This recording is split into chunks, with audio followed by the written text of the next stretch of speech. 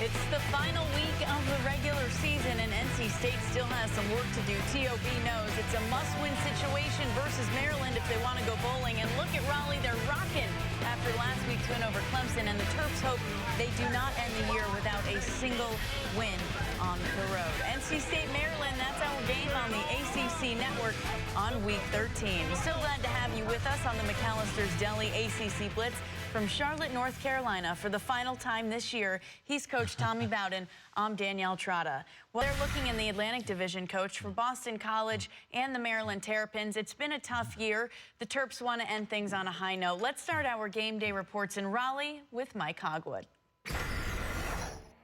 Thanks a lot, Danielle. What a gorgeous day in Raleigh today for a football game. Now, you talk to the NC State folks, they have no idea really what to expect from Maryland. The Terrapins have nothing to lose. This is the final game of their season. For NC State, there's a lot to play for. You win today, you go to a bowl game. That's been the mission statement all week. Win or go home. The state defense has led the way for the Wolfpack. The last 3 games, they're only giving up 36 yards rushing a game.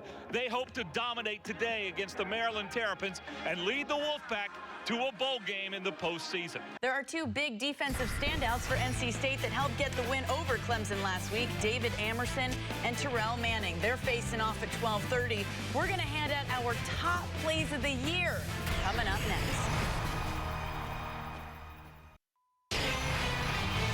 McAllister's Deli ACC Blitz is brought to you by John Deere and by McAllister's Deli. After 13 weeks of football in the Atlantic Coast Conference, 12 teams have played 89 games, totaling in 356 quarters and producing 75 wins. We've seen some great plays throughout the course of the regular season, but today we're only highlighting the best. We scoured hundreds of hours of film and are happy to bring you the top plays of this 2011 season.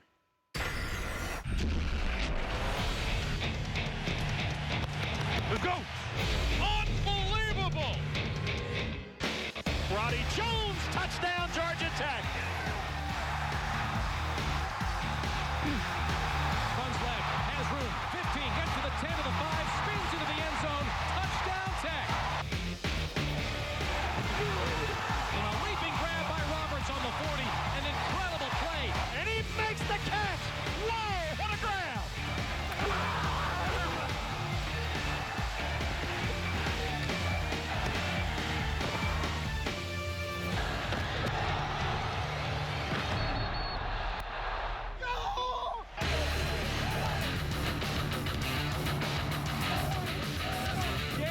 Baby, let's go! Price airs it out for Gibbons. Oh, what a catch! Climbs the ladder and pulls it down with one hand for a first down. Logan keeps it up the middle, 10, 5, touchdown Tech, a tremendous fake by Logan Thomas, and the Hokies beat Miami.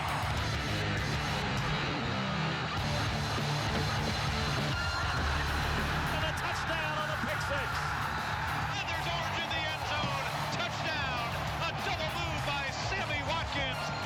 It's picked off.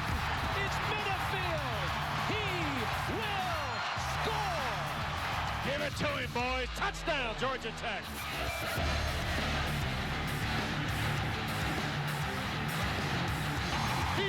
to the end zone. Touchdown. Picked off by Emerson. He just tied the ACC record of 11 in a season. That's caught. Touchdown FSU. Brandon. Horse dancing through the defenders. He's in. Touchdown, Virginia. That kick is no good. He missed it. He missed it. Unbelievable. We're now going to try it. Snap is down. Kick is on the way. Has the distance. And it's good. It's good. And the Tigers are ACC Atlantic Division champs. Holy moly, Coach, you need an ice bath after some of those hits, but Tommy Kane is always heating things up on the ACC road trip powered by John Deere Gator XUV. He has fun at all the ACC schools all football season long. He was in Raleigh last week, and as an alum, he was thrilled to see Wolfpack Nation beat the Clemson Tigers. If you want to see TK and Mr. Wolf have some fun, log on to the acc.com/roadtrip. Well, this guy gave Tommy Kane something to cheer about last week. He's got to put together one more to go bowling. More on this game after this word from your local stations. Peak presents the Performer of the Week. It goes to NC State quarterback Mike Glennon. 19 of 29, 253 passing yards, 3 TDs, 0 INTs. I'd say that's good enough. NC State's first win against a top 10 team in 5 years as they beat Clemson, and not by a small margin, 37-13. That's Mike Glennon as this week's Peak Performer. Well, speaking of coaches, two are about to square off in Raleigh, North Carolina. Tom O'Brien hopes the outcome versus Maryland is different than a year ago. Randy Etzel's first time in this situation.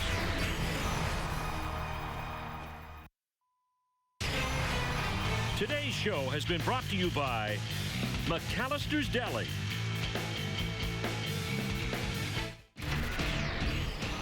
Ram presents this week's Power Play. NC State's David Amerson left his mark on ACC history last week against Clemson with this interception of Clemson's Taj Boyd, 11th. It was Amerson's 11th of the season. The sophomore tied an ACC single-season record for picks set by North Carolina's Dre Bly, a mark he is looking to break today against Maryland. David Amerson is this week's Ram Power Play. We'll take you to Raleigh for that matchup in just a moment. I'd like to point out that a year ago, the Terps played the spoiler. They kept NC State for playing for an ACC championship title. Now NC State needs a win to go bowling, and Coach, they're facing a very different Terrapin team.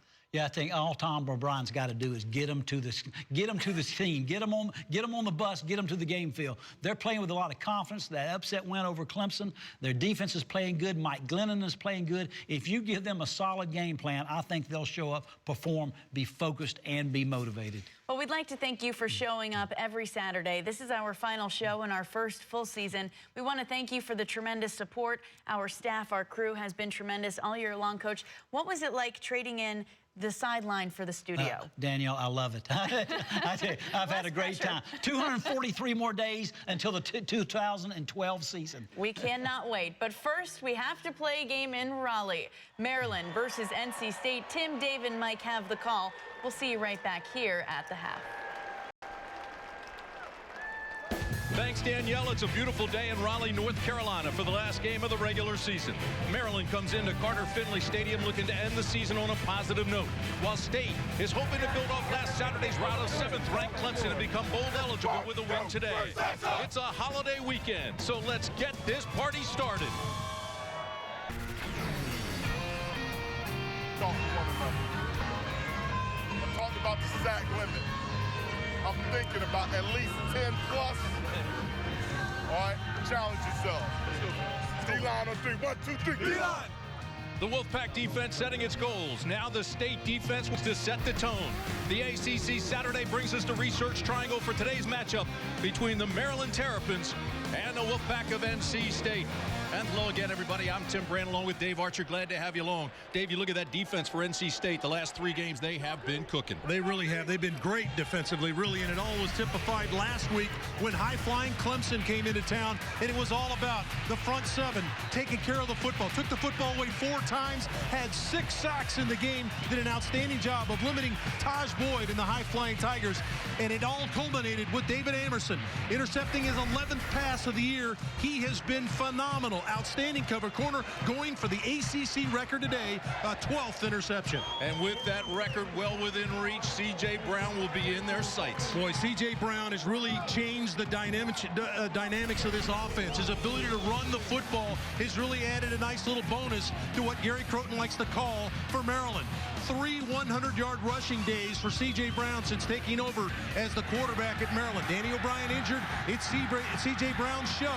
He needs to find a way to get some balls to the outside, throw the football a little bit to balance up what he's done. 6'3", 220 pounds. You can bet he'll be coming downhill all day. It is senior day here in Raleigh. There is a bowl game on the line. Take us through the 4 keys to the game. Well, for Maryland, it's all about trying to find some balance. They've done an outstanding job of running the football. They need to get the ball to the perimeter, help out C.J. Brown in the run game. And for North Carolina State, as you mentioned, bowl game on the line, play like your hair's on fire, rev up that defense, and get after Maryland's offensive unit. The 3rd member of our broadcast team, Mike Hogwood. Michael. All right, thanks a lot, Tim. And one of the reasons that they're going for a bowl game today is the fact that they had an offensive explosion last week in the game against the Clemson Tigers. And behind that explosion is quarterback Mike Glennon. What pressure on this young man this year, coming in for Russell Wilson, who was the quarterback a year ago, but he's handled it. He's grown throughout the season. 62% completion percentage, 23 touchdown passes. That's number 2 in the ACC. Arch, you played quarterback. It's one thing to be the starter and have all the skills. It's another altogether to be able to lead your team to victory. Absolutely, Mike. And this is a kid that really was in the shadow, as you mentioned, of Russell Wilson. His ability to kind of move out of that shadow. They have a nice dimension throwing the football. And now that James Washington's running it, I like where Mike Glennon is calling the plays. ACC football is brought to you in high definition by H.H. Gregg. Larger selection, lower prices, smarter associates. H.H. Gregg, we help. State has won the toss and elected to defer.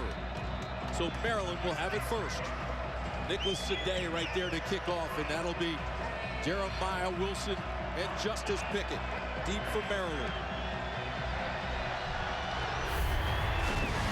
This is a knuckleball that will be taken by Pickett at the goal line. Pickett across the 20 and out to the 30, and Maryland will take over there. Here's a look at our starting lineups presented by CPI Security, protecting what's important. And for the Maryland Terrapins as they go on offense, led by senior running back Devin Megan. He rushed for 2,300 career yards. He's a captain. Dorsey is the leading receiver, but he's banged up. McCree will be the focal point. Terps O-line averages 300 pounds per man. Bennett Fulper is out, so Conaboy goes to center. Arnett starts the tackle. Megan is the setback. He's the ball carrier. Bangs his way ahead to the 34-yard line. Arch, how about C.J. Brown today? Well, I love the way he has come in and really taken the offense over. He runs the football. We know about that. 3 100-yard games on the year. Still a work in progress. Talked to Gary Croton, the offensive coordinator, right before the game. He likes the game plan he has in for C.J. Brown today. Danny O'Brien, last year's ACC Rookie of the Year, out with a broken arm, quality quarterback, but now it's all up to Brown.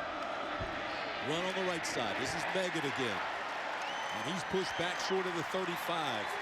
This defense is swarming. Defensively, Dave Archer told you NC State's defense has been really good the last 3 games, giving up only 36 yards rushing in those games. Front really solid. Linebackers are aggressive. Green, Cole, and Manning. Audie Cole is the heat seeker. And in the secondary, Bishop and Wolf for the safeties, Wilson and Amerson the corners. Amerson with 11 picks, State first in the ACC in takeaways with 22 interceptions. And right now, Maryland in a passing down. 3rd down and long. Brown, pressure, down, sack. Dante Johnson with a sack for NC State, a loss of 9. Tim, I talked to John Tenuta, the defensive, kind of co-defensive coordinator. He's the linebacker coach, and he's got Dante Johnson in his room, which means he's in the linebacker room.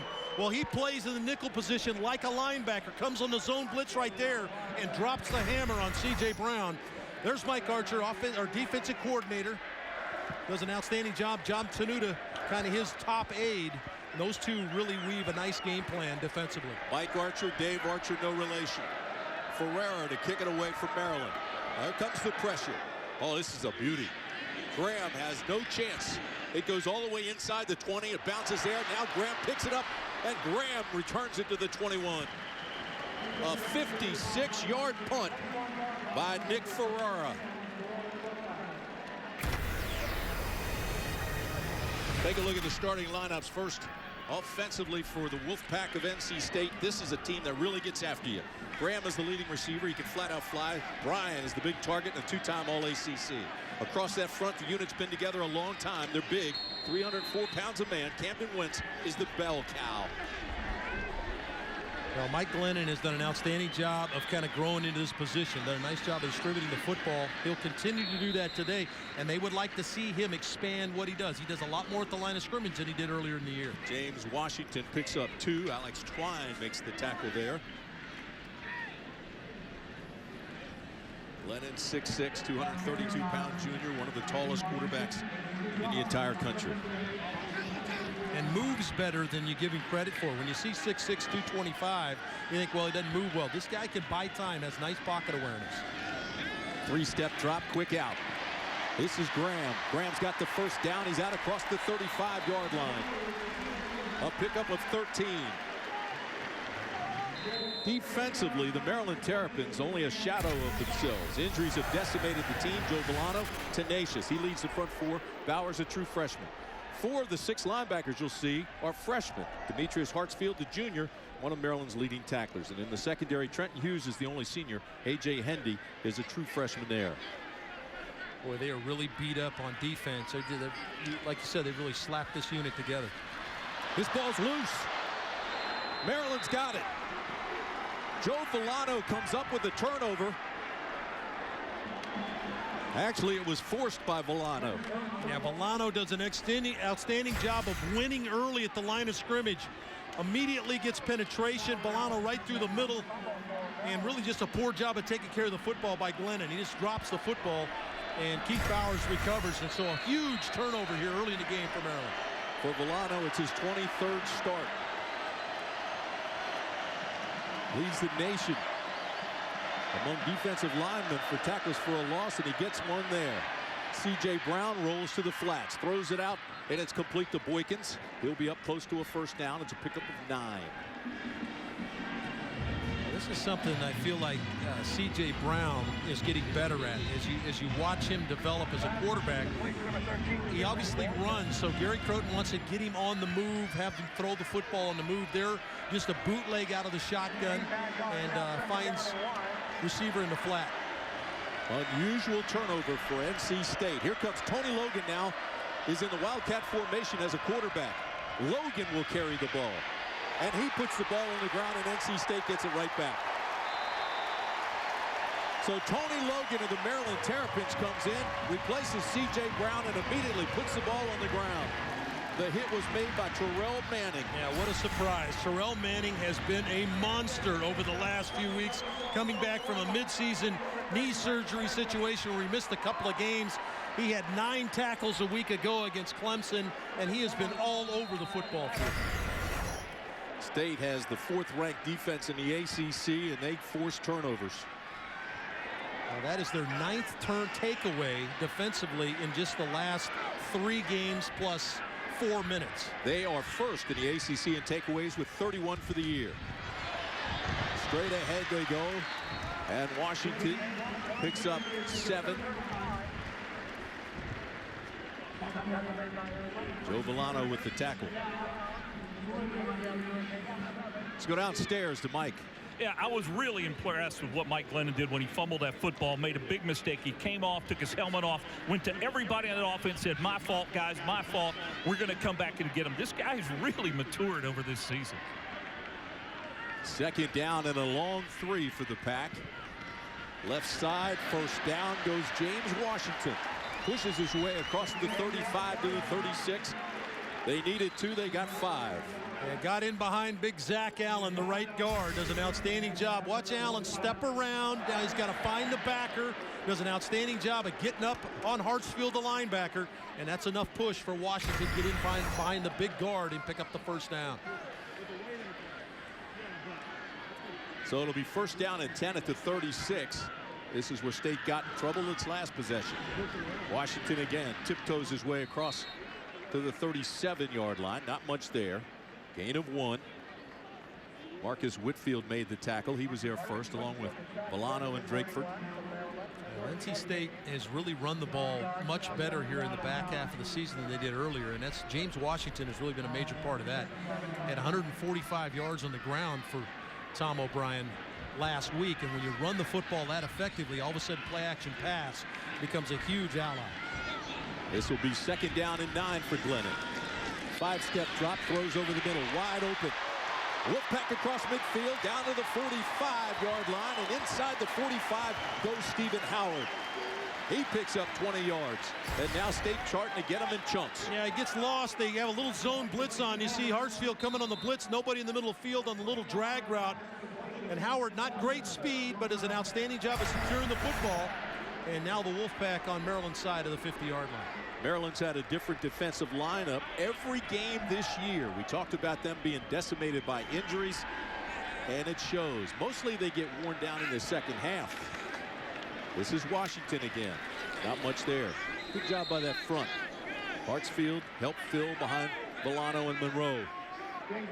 Yeah, really good job there by Demetrius Hartsfield, number 9. Does an outstanding job of staying in his gap. Whenever you stop the run game, it's about fitting in your proper gap. That time they slanted the line towards the play. Hartsfield had that cutback lane. He stepped right in the hole and made the play. Hartsfield with 3 tackles already. Glennon has plenty of time. Again, throws over the middle, same play, opposite direction. Washington puts it on the ground again. This may be a scoop and score. Maryland. This is McDougal inside the 10. McDougal touchdown, and Maryland is on the board. Well, Tim, I don't know what's on the football, but this is the 3rd fumble we've seen in the first 7 minutes of the game, and this time James Washington is not even touched. Outstanding job of isolating him on the linebacker, Hartsfield. So he's going to step through. He's isolated on the linebacker, and he's got a chance for a big gainer here. Ball just going to slip out of his hands. And a nice scoop by McDougal. What a great job of scooping and scoring, as you suggested. And Maryland strikes first. So McDougal goes 66 yards with the fumble recovery. Nick Ferrara on for the extra point. And the Maryland Terrapins lead 7-0 in Raleigh. Oh my. The sophomore with his first touchdown of the year, and the Terps lead.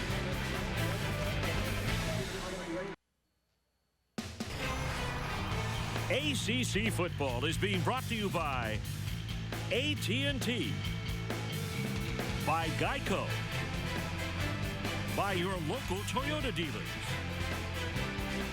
by Haviland, and by BB&T. This is senior day in Raleigh, an emotional day for these players, and they need a win to go bowling. But right now, Maryland leads 7-0. Keep in mind, Maryland has really struggled with 6 double-digit losses in a row, 7 overall. Now it's not only physical, it's mental, and that scoop and score by McDougal will help. It'll certainly make that guy, Randy Edsall, feel a whole lot better at the beginning of this game.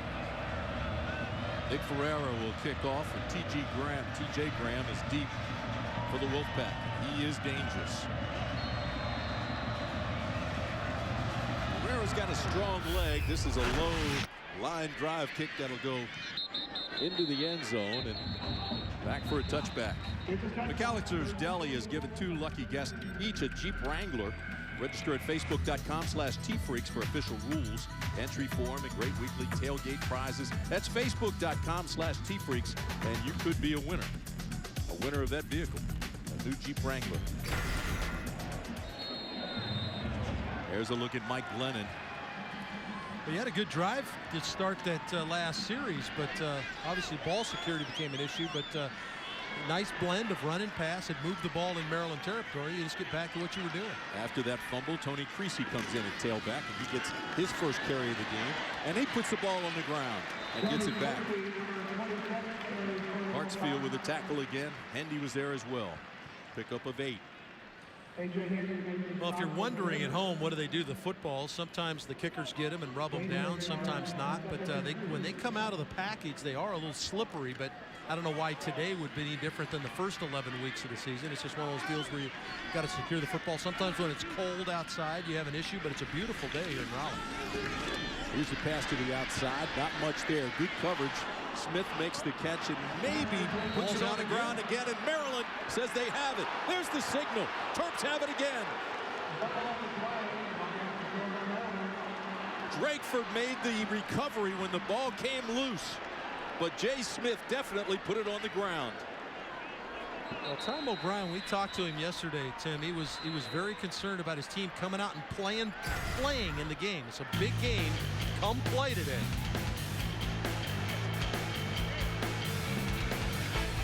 Seven 0 Maryland.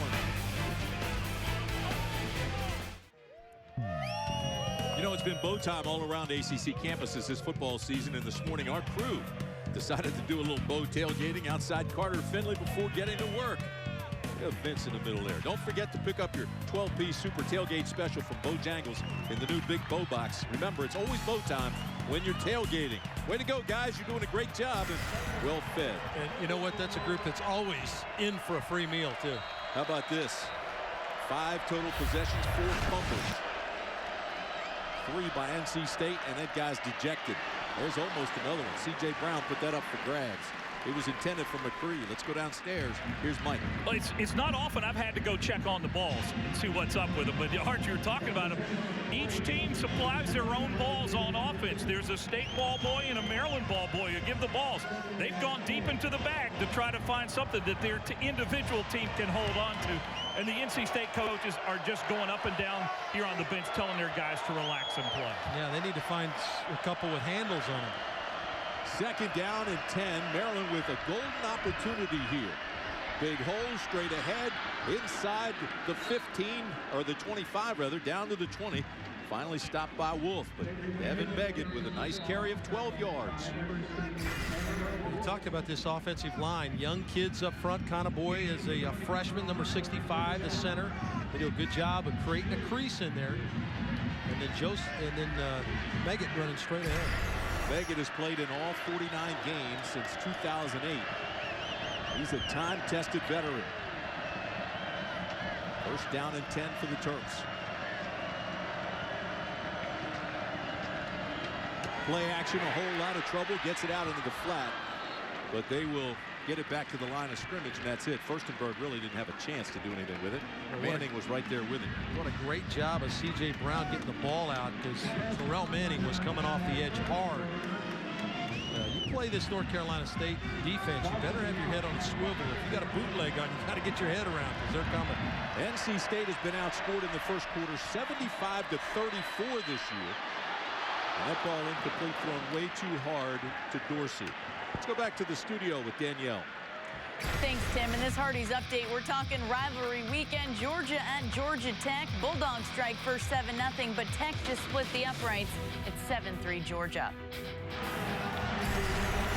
All right, Danielle, Randy Edsall said last week whatever could go wrong has gone wrong in his first season at Maryland. But right now, leading 7-0, faced with a third down and 10. Actually making 11 yards for the first, but they've got a great opportunity here.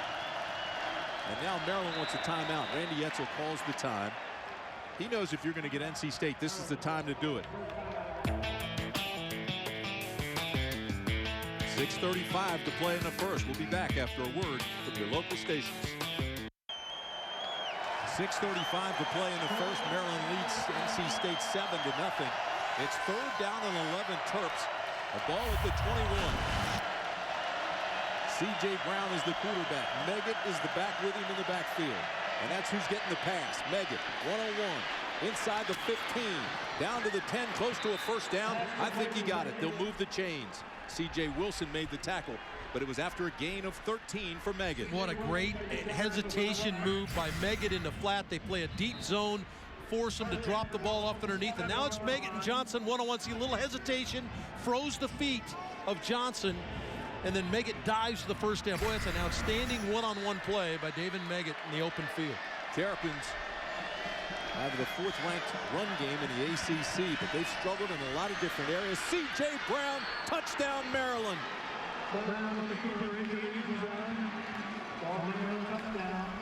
How about the start for the Maryland Terrapins? A 7-yard touchdown run by C.J. Brown. Well, when you play this zone read, you have to be assignment conscious. Now, a little jet sweep fake.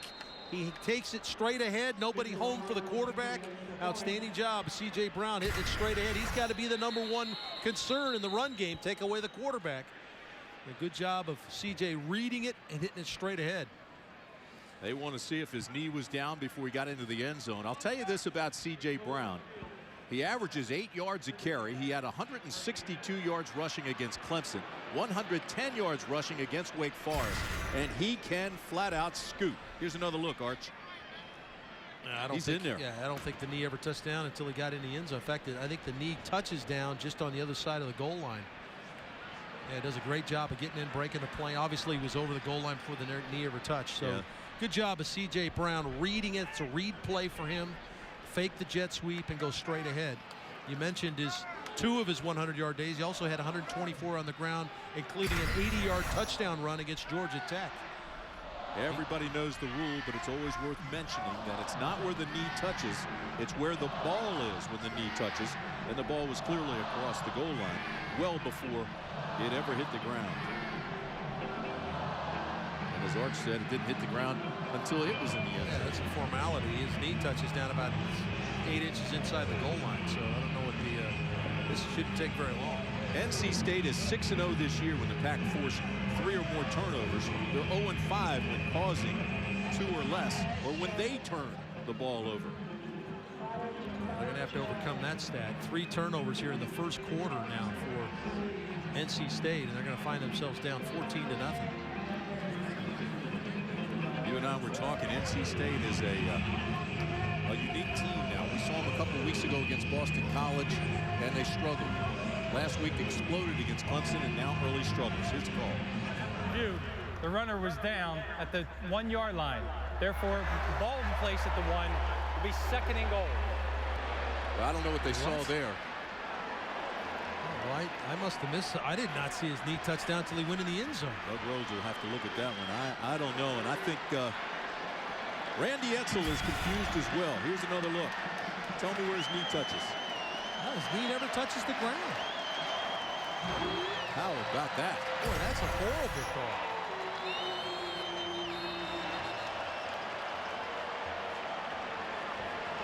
Randy Edsall wants an explanation too. 30 seconds. He wants his team over. He wants to talk to them.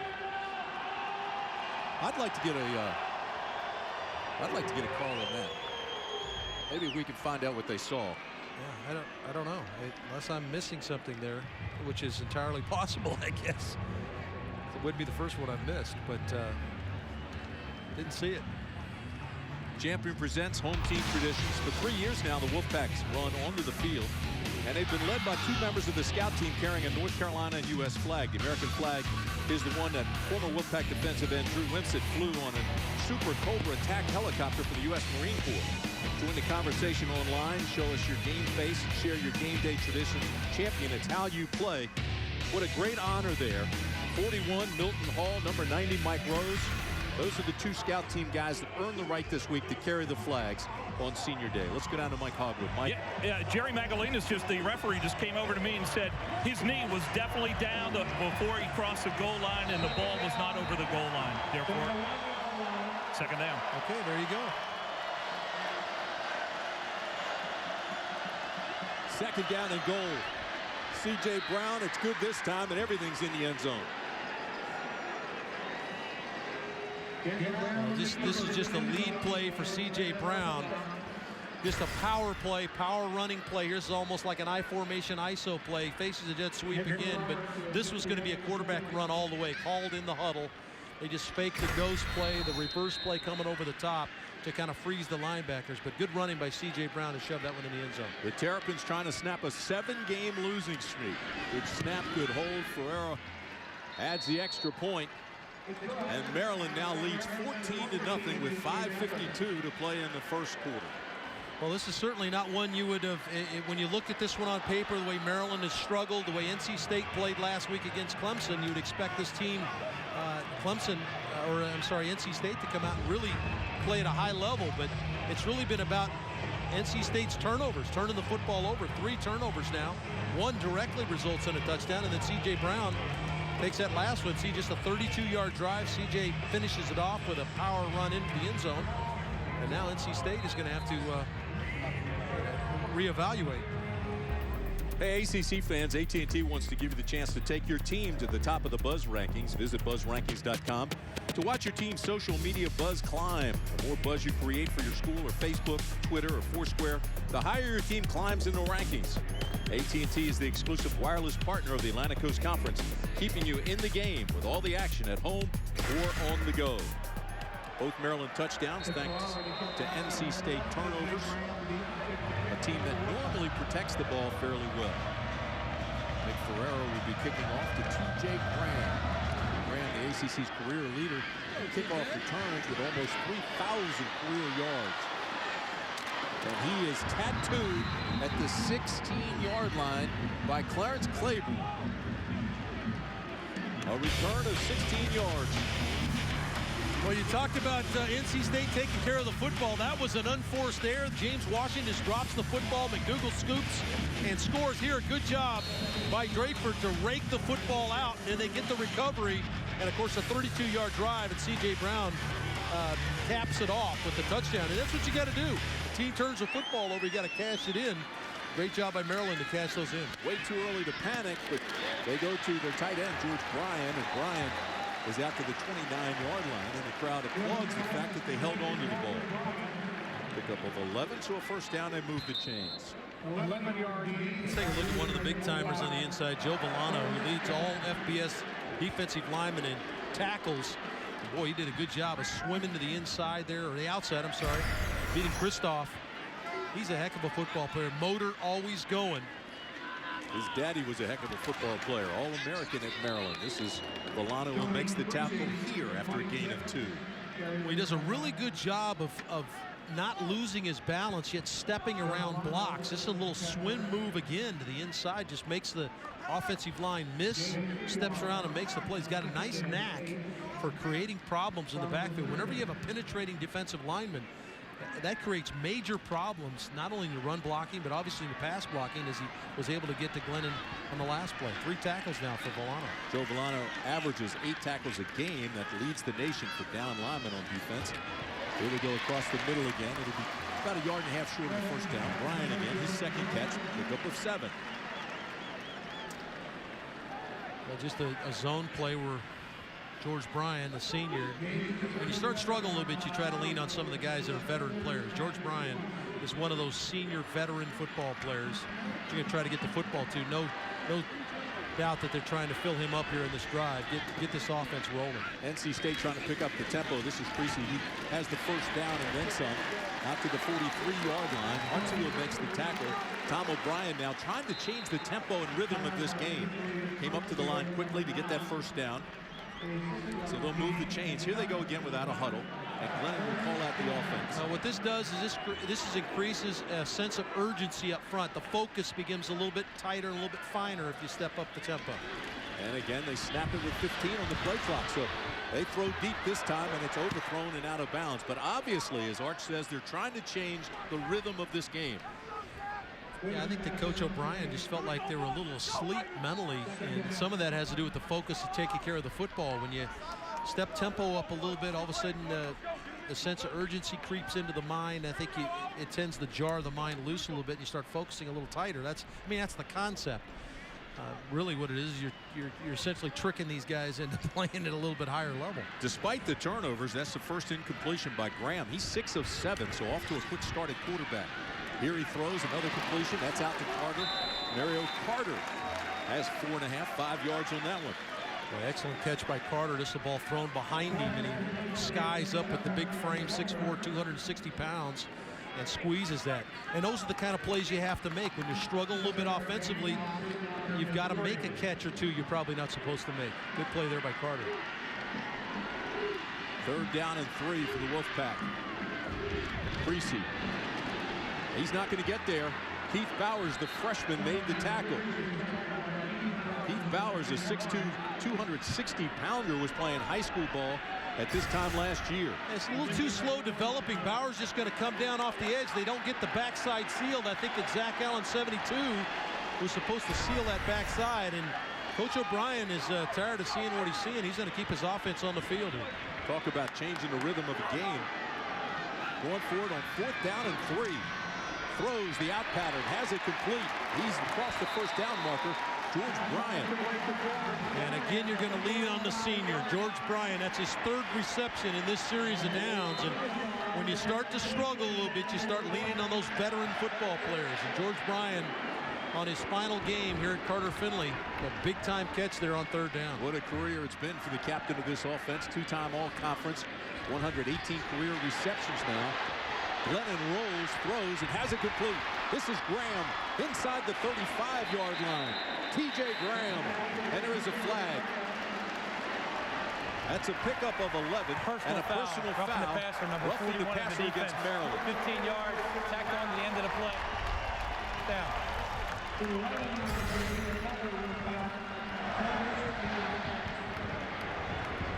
And a good call. Whitfield grabbed him by the back of the jersey and pulled him down well after the ball was thrown. Here we go. Oh, here we go. Here we go. I think that's a tough one on the defensive line to know when the ball's out or not. He's falling to the ground trying to pull the quarterback down. It's kind of hard to tell when the ball's out. So this will be a 30-second timeout, and I think Randy Edsel wants his 30-second timeout to get everybody squared away. So let's go back to Danielle in the studio. Danielle, what do you have? Well, Tim, in this Hardee's update, Georgia has added to their lead over Georgia Tech. Aaron Murray finds Chris Connolly 14-3 in the 2nd quarter. Let's head back to you. All right, Danielle, thank you. Meanwhile, NC State continues to move, Arch, and I think this was an attitude adjustment on the part of Randy Edsel, just trying to get things back into focus because it was a mental mistake made on that roughing the passer. Well, and a good job by Tom O'Brien to sense that his team was a little bit asleep, not taking care of the football, and that was his biggest concern coming in. We asked him, you asked him pointedly, what's your biggest concern about this game? Knowing that Maryland had struggled coming in, he says, well, I just want my guys to show up and play. We had their game against Boston College a couple weeks ago, and his team didn't show up. Certainly their offensive unit didn't. Their defense did. But their offensive unit now has got a little something cooking as you look at their red zone, defense by CPI Securities from Maryland. That's 5th in the ACC, pretty good. This drive, 9 plays, 64 yards. This is the 10th play of the drive coming up. Very methodical by NC State, no panic. James Washington comes in as the back in the backfield with Glennon. This is win and in for the Pack. Trying to become bowl eligible. Over the middle, incomplete, intended for his big tight end, and Bryant couldn't hold on. Well, that's the one you expect George to come up with. George Bryant's been a big-time player here for a long time. Does a good job of winning, beating the linebacker. Ball just a little bit too far out in front. Big fella tried to squeeze it. But, boy, he has been a real help to the quarterbacks that have played here at NC State over his career. Well, you're right about that. George Bryant, #1 all-time tight end at NC State. 2nd down and 10. This is Washington. Washington tries to break a tackle. They double-team him after a gain of 7. Hartsfield and Drakeford made the tackle for the Terrapins. Well, let's look at Hartsfield playing linebacker. Takes on the block of George Bryant, plays off the block, and then gets around the body. That's Drakeford and Hartsfield making the tackle, but a nice pickup on 2nd down, a little delay handoff. Ball's on the ground again. Glennon is going to be hit hard, and there is a flag down. It's usually in that. Trenton Hughes made the tackle on Glennon. We'll see if Maryland came across early, but that ball was obviously snapped.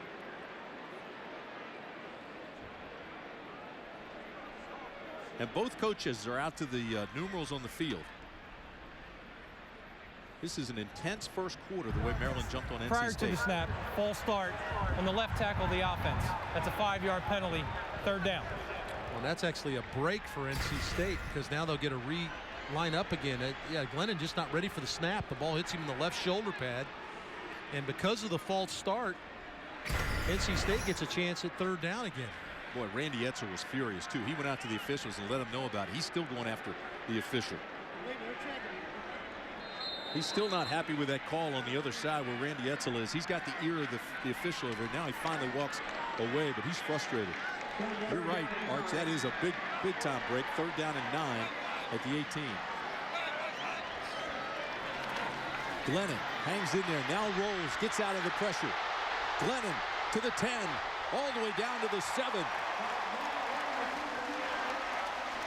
Maryland thought they had him. Instead, Glennon picks up 11. And this is the part of Mike Glennon's game that doesn't get enough credit, is his ability to step out of plays. He's 6'6", 225 pounds. Now, he's not a runner, but he does have good pocket awareness. See him step away there, and he realizes man coverage in the secondary, so he pulls it down and extends the drive, runs for a 1st down. I don't think he gets enough credit for his ability to move around.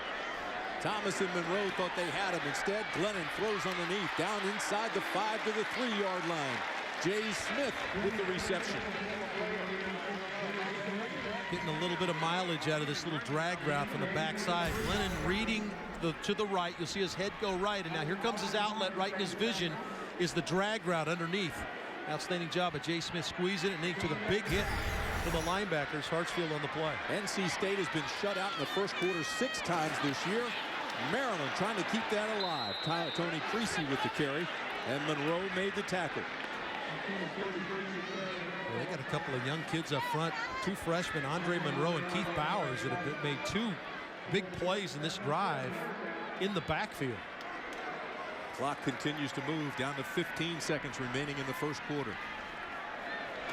This is the 15th play of this drive, kept alive by that penalty. State in the red zone. Glennon with time, throws over the middle, touchdown, NC State, Tony Creasy. And the streak is ended. State has been shut out in the first quarter 6 times, but not here.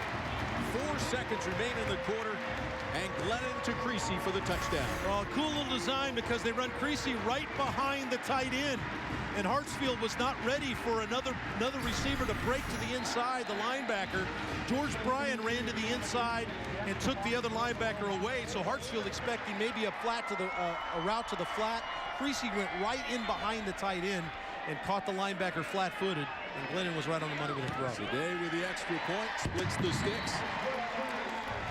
And it's Maryland 14, NC State 7, with 4 seconds remaining in the first quarter. Well, love the design on the play, Tim. Let's take a look at this play if we can.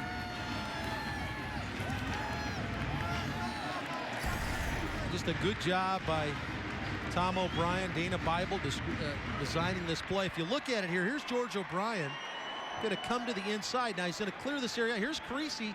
He's going to follow him right back in here. Now they're going to try to drop this D tackle out to take it away, and Alvin Thomas just doesn't see it. He's going to drop out and just doesn't get back in there. With an outstanding job. I love the design of the play. You got two routes going back to the inside. If you're defensively thinking about route progression, you're not expecting back-to-back routes hitting the same hole. Nice design.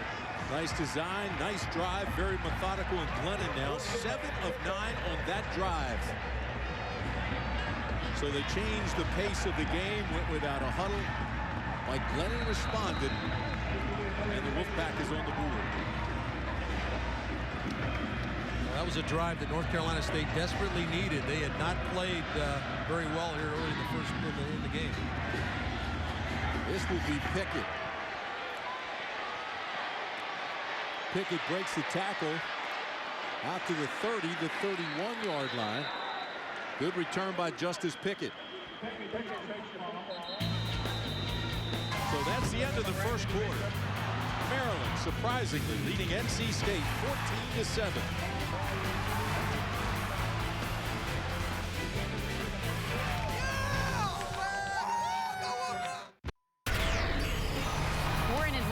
Georgia for this Hardee's update. Georgia Tech is closing the gap versus Georgia. David Sims makes it 14-10 just before the half. All right, Danielle, thank you very much. As we start the second 15 here at Carter-Finley Stadium, Maryland leading NC State 14-7. Terrapins with the ball, first down at the 31. C.J. Brown is your ball carrier, gets around the corner. He'll be close to a first down before he's run out of bounds. Be about a yard or two short. All right, let's take a look at the first quarter statistics. A little misleading. Yeah, it really is. NC State really controlling the football, yet the 3 turnovers, that's the big key. And you see that points off of turnovers, 14-0. So that's really where Maryland has been able to make some hay. And straight ahead goes Pickett. NC State held Clemson to 34 yards rushing last week for 4 quarters. And in that first quarter, Maryland had only 10 yards rushing. So the defense continues to be solid, continues to be stingy. Those turnovers made all the difference in that first quarter. Well, and that's usually the case, isn't it, Tim? You and I played the game. You see when you turn the football over, it tends to really put you behind the 8 ball. And it's early enough in the game where NC State can right the ship here. DJ Adams comes in at tailback for Maryland. They need 1 on 3rd down. Adams has the first down, bounces outside into the secondary. Look out. DJ Adams down to the 30 before he's finally stopped, and inside the 30, Brandon Bishop caught him. A pickup of 33 yards. Really a good job of DJ Adams kind of pinballing inside. You see that NC State has the play initially stopped. Adi Cole on the play, but Adams would not go down, and it's a touchdown saving tackle that keeps him out of the end zone. And CJ pulls it back. And Brown scrambles inside the 25-yard line. Earl Wolf made the tackle. Both teams get a little chippy down there. The officials separate them. Talking to Mike Archer, he knew this would be a nice challenge for his defense. You mentioned, Tim, the last 3 games, his NC State defense has been giving up only 36 yards a game over the last 3. Well, he knew that this was going to be a little more of a challenge now, trying to stop this run-oriented offense in Maryland. C.J. Brown, Pickett, not much. This is the 68th meeting between Maryland and NC State. The Terrapins lead the series by 1. This series dates all the way back to 1909. Maryland has handed NC State more frustrating defeats than any other team they played in the past decade. There's the numbers for NC State's defense over the last 3. And you see that turnovers and points allowed, taking it away and keeping people off the board. 3rd down and 5. Wide open in the flats was Justice Pickett, and Brown couldn't get him the football. He just saw it late, Tim. He wanted to throw the football down the field, didn't recognize coverage, and that's part of the development of the young quarterback, trying to see coverage a little bit sooner, just a sophomore. He had his back wide open in the flat. He'd been able to get it to him a count or 2 earlier. Might have been able to get a touchdown on that play. So Nick Ferreira comes on to attempt the field goal. This will be from 40 yards. Ferreira from this distance just 1 for 3. He's just 12 of 19 for the year, but this has been a tough distance. Good snap, good hold, it's blocked. State picks it up and returns it to the 42-yard line. Terrell Manning with a good return of the blocked field goal, 22 yards. This is the 3rd block kick this year for Ferreira. And you mentioned he struggled a little bit at this range. Ball just a little bit too low. NC State gets some penetration. Let's see if we can get an eye out whose hand got elevated.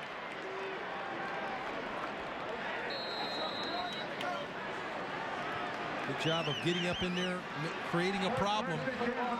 Kuhn, looks like maybe Marcus Kuhn might have got his hand on it. There were a number of hands up there, but Kuhn might have got the push. First down, Wolfpack. Quick out pattern. Gain of 4. James Washington with the catch. Just a quick read to the outside. Washington lined up wide. He just runs a hitch route. That means he runs up about 6 and stops. And the coverage fell off enough for Glennon to throw the ball underneath. State spreads it wide again. Glennon in trouble. Little basketball pass. It's going to be a gain of 3 as James Washington takes it as far as he can, up near the 49. Pretty good chest pass here. Well, it's a good idea. You know, he does a good job of being accurate with the throw. A little shovel forward on the check down. You see James Washington 24 checking down. But how about the pass rush? Talked about these young guys up front. Again, Bowers getting pressure. And this is knocked away by McDougal. Incomplete, intended for Smith. Actually, that was Andre Monroe. Let's give credit where credit's due. Andre Monroe, one of the other freshmen, got pressure on that last play. And McDougal knocks it away from Smith. Now McDougal, another young kid. Looked like he hooked the arm around the head of Jay Smith there. I'm surprised he didn't get flagged on that one. So Will Ballman comes on. He'll be punting away to Tony Logan. Keep in mind, Tony Logan came in the Wildcat formation in the first quarter for the Maryland Terrapins. And number 1 put the ball on the ground. Here he is now as a punt returner. This is a high spiraling punt. That'll go inside the 5 and roll through the end zone for a touchback. So Maryland will have it come out to the 20-yard line. 11:40 to play in the first half. Maryland 14, NC State 7. An emotional senior day here in Raleigh.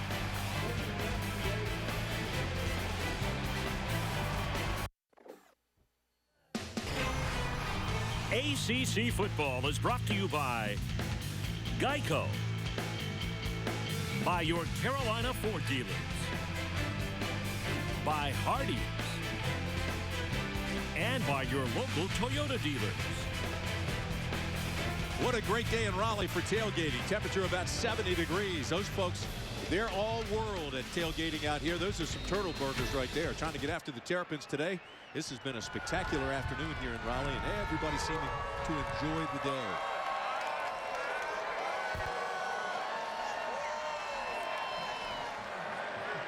Well, you see the time possession there. The Wolfpack have owned that, but good job of Maryland cashing in on the mistakes. Wolfpack moving the football well. This is Megan. And the Wolfpack get there in a hurry. Audie Cole got there first after a gain of 3.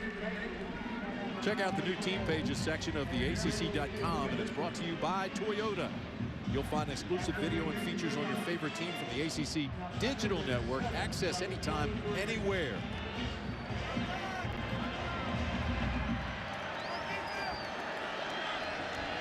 Just joining us, the Terrapins leading 14-7 at NC State. 11:05 to play in the first. Brown over the middle to his big tight end, and it's complete to Furstenberg. That'll be enough for the first down. Pickup of 13. They move the chain.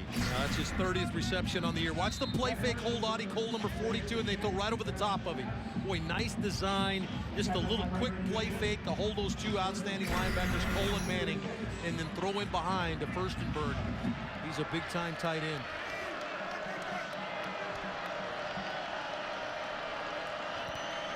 Brown, first down, throws again. This is complete to Dorsey. Dorsey has space. Inside the 30. Dorsey inside the 20. Inside the 10. Kevin Dorsey is finally stopped by Earl Wolf. Another good quick throw from Brown. This is a zone blitz to Brown's left side. You're going to see pressure come off his left side. He sees it and gets it out quickly. And then really Amerson takes the wrong angle to the inside, and he didn't get any help. He was hoping for safety help from Wolf. So both NC State defenders took the wrong angle to make the play, and a good run there by Dorsey. Left side, not much. Earl Wolf and Audie Cole make the tackle. Red zone defense for State has to improve. Opponents have scored 30 of the last 35 trips in the red zone against NC State, including Maryland being 1-for-1 this afternoon. I talked to NC State's outstanding linebacker coach, John Tenuta, before the game. He says, the thing that bothers us the most are big plays. We're pretty good for the most part. It's when we give up a big play, and that's what they did on that last one. Second down, Maryland. Megan inside the 5. Megan to the 1. And close to the goal line, we're waiting for a signal. Bishop and Wolf were hanging on him. They They stopped. They called his forward progress stop before he got the push from his offensive line. A little delay here. Good read by Megan to hit it back inside. Wolf hits him at the goal line. Bishop hits him at the goal line. He's dropped just shy. Inside the 1. They mark it on the 1-foot line. This is usually where they trust C.J. Brown to go straight ahead on some kind of power play. 3rd down and goal at the 1. Brown, touchdown Maryland. Very similar play, Tim. They scored the touchdown. Their second touchdown on was C.J. Brown. You're going to fake the little ghost. This freezes the linebackers. Little jet right there. And then you get in behind the offensive. Ooh, what a nice wraparound block. Arnett got a good block on Cole, didn't he? Good call, Arch. And C.J. Brown bangs it in. His extra point is good. So the Maryland Terrapins not backing off. They continue to lead. They continue to control the game. It was Kevin Dorsey with a big catch and run. And then C.J. Brown with a touchdown.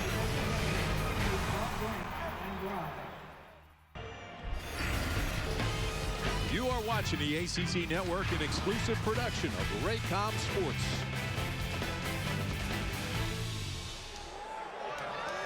Some young fans looking on. They're hoping that their junior quarterback, Mike Glennon, will find a way to get some things going here. Glennon actually has played pretty well. He dropped the football early in the game, but 11 of 13 in the game to this point. Done a good job of moving the team down the field and really had an excellent run on 3rd down to extend the drive, allow him to get in the end zone. Farrar with a low liner that'll take Graham. He catches that thing like a shortstop. Graham across the 15, breaks the tackle, still on his feet, out to the 25-yard line, and pulls his way to the 27, tackled by McDougal. It's a return of 24 yards. The official ACC mobile apps are now available for iPhone, iPad, and Android. You get live streaming of all ACC Network football telecasts, along with live stats from all conference games, video features, breaking news, and score alerts. Download today by visiting theacc.com/apps. Maryland Terrapin is down on the field.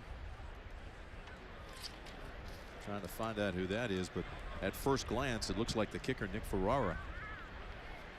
That would be a huge blow for the Maryland Terrapins. Well, consider he handles both. He handles everything they do. Punting, place kicking, obviously kicking off. He has really been a good football player for him. Just a sophomore. He gets involved now. He's 198 pounds.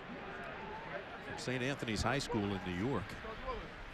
And he'll come down and cover, unlike a lot of kickers. And I believe that's who it is. We'll find out when the medical staff backs off. That's exactly who it is. Maryland Terrapins off to a great start here in Raleigh, leading 21-7. Take another look. Here he is right here, and what's going to happen is one of his own players is going to come in and hit him in the back. Now he's going to make the tackle right there, but here his own player hits him in the back and drives his head into the ground. And he reaches immediately for his neck. They continue to work on it. We'll find out about it when we come back after this word from your local stations. And Nick Ferrara is up. They got him off the field. He walked off under his own power, and that's a good thing because anytime you hurt your neck. Yeah, Austin Walker, 26, is going to run into the back end of Ferrara. See, Ferrara makes the hit, and then Austin Walker drives his head right into the ground, and obviously a stinger. Let's go down to Mike Hogwood. Arch, a redshirt freshman, Michael Tartt's starting to get loose, and Nick Ferrara, the good thing is he is walking around. He was holding the back of his neck. We'll try to get a further report on that injury as to whether or not he'll return. Right now, it doesn't look like it. See Tartt strapping his shoulder pads on. Well, he is certainly one guy probably that showed up at the ballpark today and was not thinking about playing at all. Ferrara has handled every kicking duty that Maryland has had this year. And he's trying to get ready to go and lather up in a hurry. Yeah, and I was one of those guys, and I'm sure you were too. Every time you walked on the field, I think you had everything buttoned up. You didn't want to get hit. Right. He's totally unbuttoned. He's changing everything he has. Only a kicker would show up with his pads undone. Here's Glennon again with plenty of time. Throws the out. It's picked off. Maryland with the interception. This is A.J. Hendy. And for the 11th time this year, Maryland with a defensive touchdown. As a matter of fact, 11 defensive touchdowns in the last 28 games. Boy, just a poor read here by Mike Glennon. He never sees Hendy in the flat. Hendy's there all the way. Number 19, Hendy, is the safety. He's going to roll up in the flat. You can actually see his shadow on the left side of the screen, and he just comes in and steals it. 30-yard return. 32-yard return for Hendy. But just, it was one of those scenarios where Glennon was looking down the field and turned and thought he had his check down in the back of the flat and just never located the underneath defender. So now the focus becomes Tart, the new kicker, who comes in for the extra point. Good snap, good hold. The kick is good. So Tart now 1 for 1 as he comes off the bench.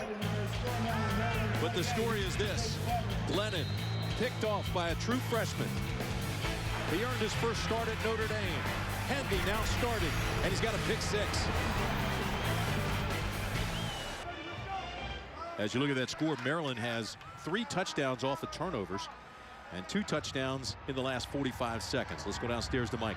You notice Michael Tart's number 36, and you saw him changing that jersey. The reason is there's another 29, and that's Austin Walker. You can't have 2 numbers on the field at the same time. He wasn't expecting to play. Somebody found 36. Nobody was using it, and that's now Michael Tart's number. Yeah, that's one of those deals I don't like. They've got a lot of double numbers on every team in the country, and that's something that I think ought to be avoided. But they carry so many players that you've got those double numbers.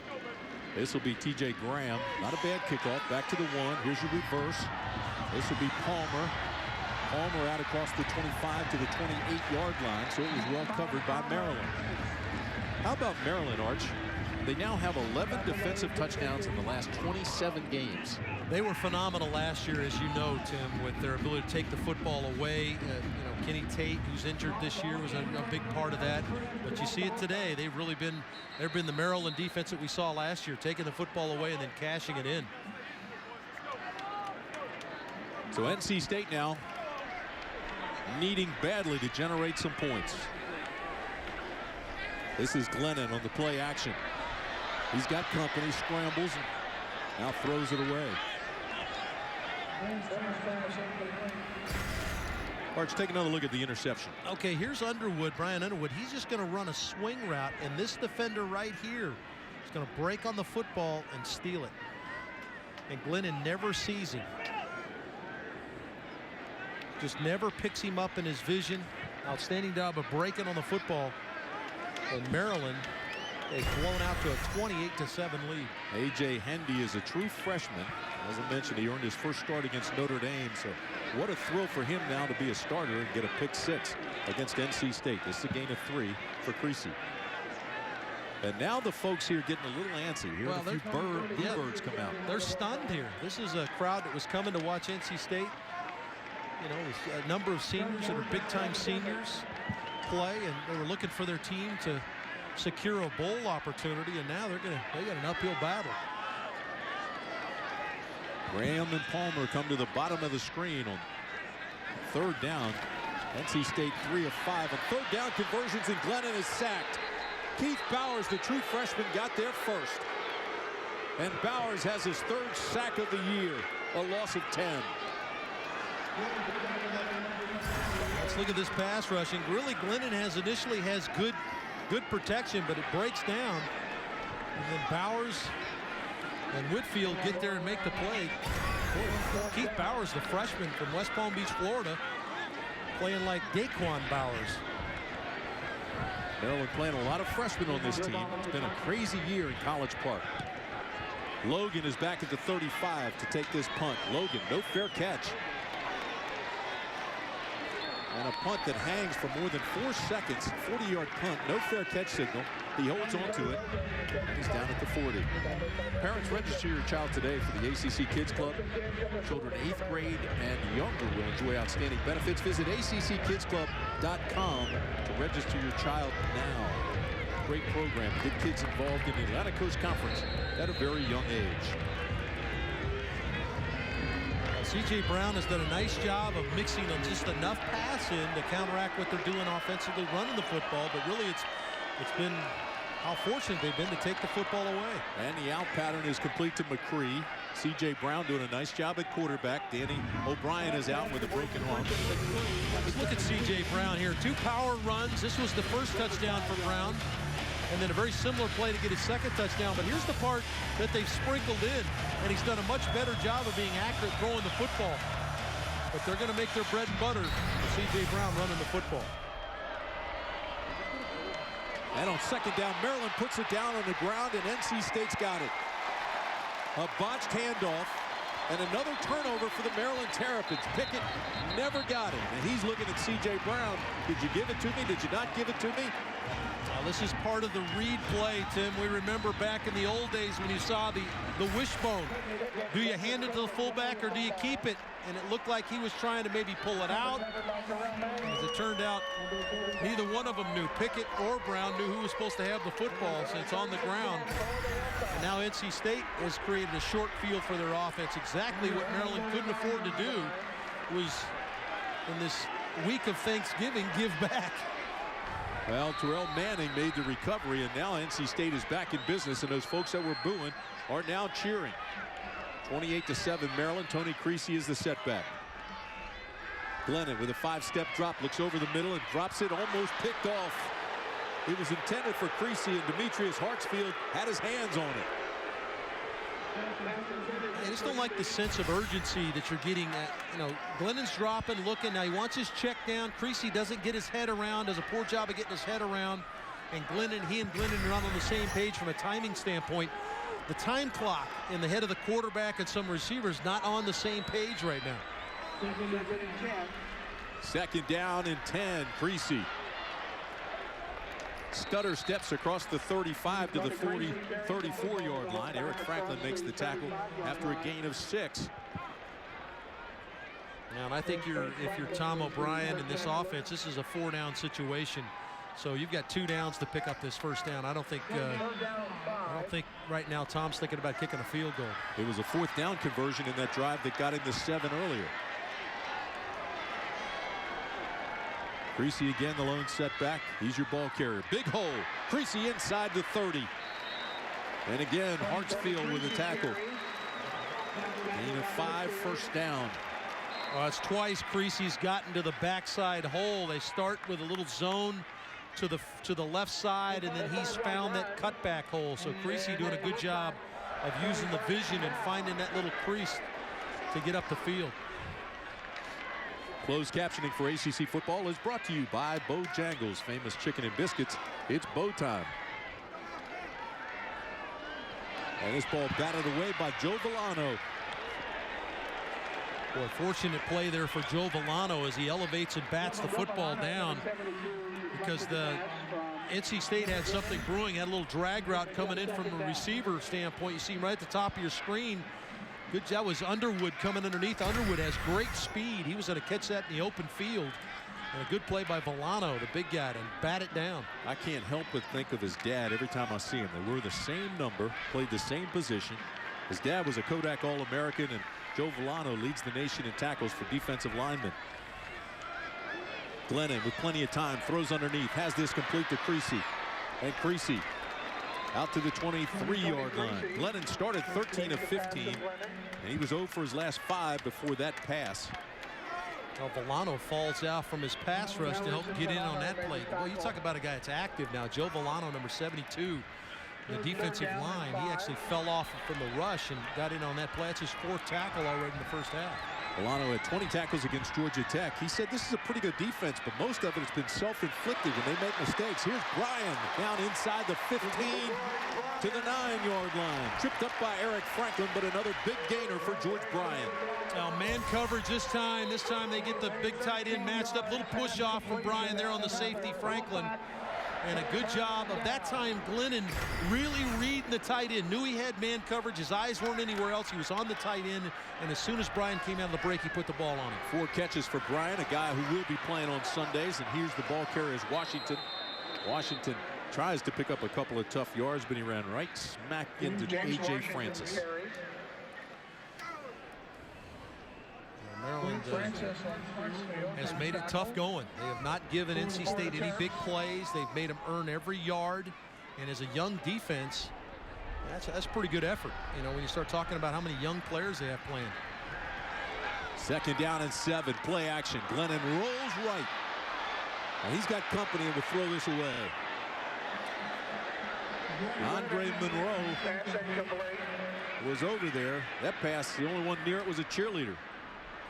Well, Glennon decides to escape, and there's nobody there. Watch here. All the receivers are going to end up on this side of the field, over here. Glennon's going to escape right, and there's just nobody over there. So his only choice was to throw the football away. And she almost caught it.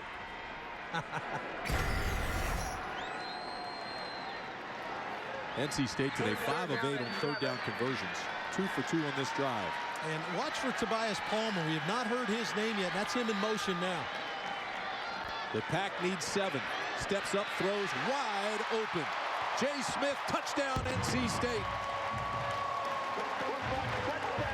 His 4th touchdown catch of the year. When we talk about the youth that Maryland's playing with, the motion by Tobias Palmer really skewed the coverage, and they drop coverage. The Palmer goes in motion, and it widens the Maryland defense, and nobody covers in the back end. And Jay Smith slides right in a little post route for a touchdown. Good read by Glennon. Sade comes on to add the all-important extra point. And it's good. And the Wolfpack climbs back in. 28-14, Maryland. Let's take a look at the... You see the motion by Palmer to the top of your screen. They widen out. Safety jumped the route to the flat, and Jay Smith does a good job of slipping in. And that's really a good job by NC State to cash in on a mistake by Maryland. And really, it's been about the team's mistakes. Each team making mistakes. Now 2 turnovers for Maryland, and an opportunity for NC State again with a short field to cash in. Well, it's been an incredible year in the Atlantic Coast Conference, and here we are now at the final home game of the year for NC State. But when you look around the league, how about the Killer Bees? Donovan Varner and Connor Vernon over at Duke. Well, and this guy right here, Luke Kuechly, boy, he had a monster day last night again against Miami, but he's been spectacular. How about Taj Boyd? How good's he been? 4 games, ACC against SEC today. And how about Virginia Tech, Virginia coming up from Scott Stadium later today? How about Mike London? Boy, Mike London's been spectacular. Perry Jones. Boy, how about that matchup of running backs? You got the dynamic duo on the right of Maryland or of Virginia, and then of course David Wilson, who I think is a dark horse when it comes down to a Heisman Trophy candidate for the Virginia Tech Hokies. What a matchup those 2 teams will have later on. Hokies and Cavaliers in Charlottesville later today. Playing for the right to play in the ACC championship game. Kick it to an open spot. It'll go out of bounds. That is a mistake by Sade. And Maryland will get very good field position here. So with 3:28 remaining. Free kick out of bounds. The ball will be placed at the 40-yard line. 1st down. Well, we've had the privilege of one of country music's biggest stars opening our broadcast this year. Jason Aldean's hit single, My Kind of Party, from his album, the same name, has been making noise all year. The album is the best-selling country album of the year. Be sure to catch Jason perform his smash hit, Dirt Rock Anthem, on the Grammy nomination concert special on November 30th. And we thank Jason for all the great work and music he's given us this year. This is Meggett, and the ball's loose again. Was he down? No, they're saying it's a fumble. NC State says they have it. And they do. Another turnover, and NC State has the football. I think Maryland got back on it, Tim. It was a scramble for it. The linesman signaled NC State. Let's wait and see. Still signaling for it, too. Let's look and see if the ball is on the ground before it. Yeah, its ball is out. Tried to scoop and score. It looked like Wolf tried to scoop and score the safety, number 27. Watch him try to scoop right here and run with it. And he whiffs on it, and Maryland was able to get back on it. Deontay Arnett, number 70 from Maryland, scooped it back in and somehow got it away from NC State. So Maryland retains possession. It'll be 2nd and 11 at the 39. Brown throws the out pattern.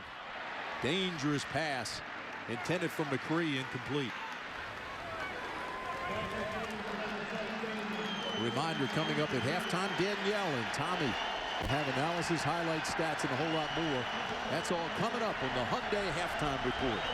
Well, this is really the first time in the game that I can remember where NC State has forced Maryland into a situation they're not real comfortable with, and that's 3rd and long. This is not C.J. Brown's forte now, is the drop and throw.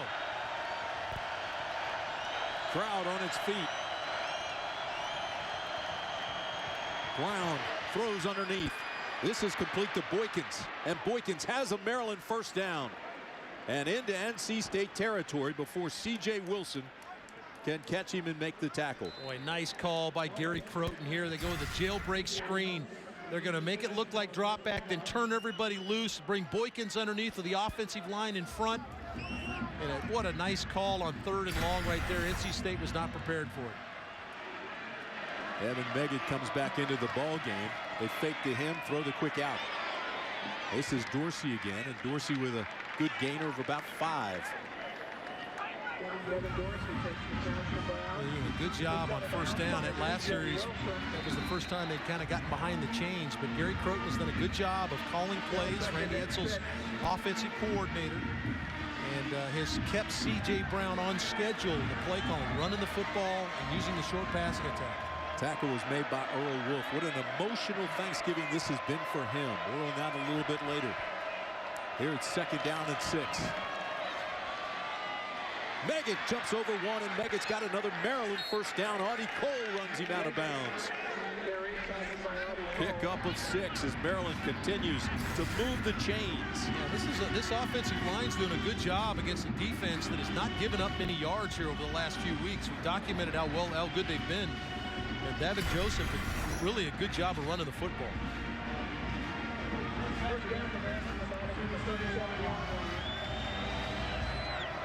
Clock continues to move. 1:52 remaining in the half. First down, Terrapins. Brown on the keeper. Tripped up by Manning. Gain of 3. Good job again by Meggett to step outside and help with the blocking. Devin Meggett running the football and also blocking on the perimeter that time for C.J. Brown to run it.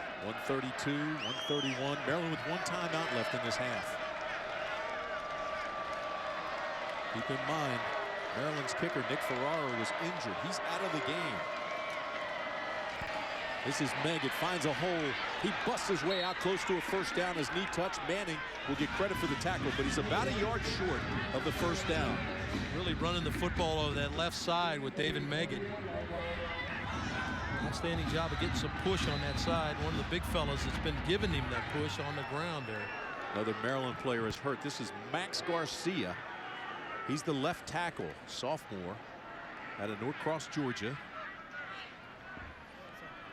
He was probably as well known for his shot put and discus in high school as he was for his football, but he's a big one. 6'4", 295.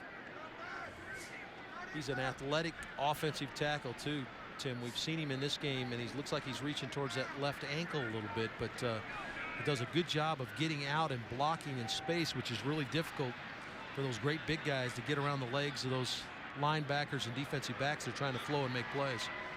This has been a great Thanksgiving weekend for us, Arch. I know we've been here with our crew enjoying the Thanksgiving holidays, but we are missing one member of our crew today. Tutron is under the weather. We miss him and wish him all the best. And with him not here, it meant second helpings for Arch. Well, feel better, absolutely. Get on back here, too. Maryland 4 of 6 on 3rd down conversions. This will be a 3rd down and 1, the ball on the 28.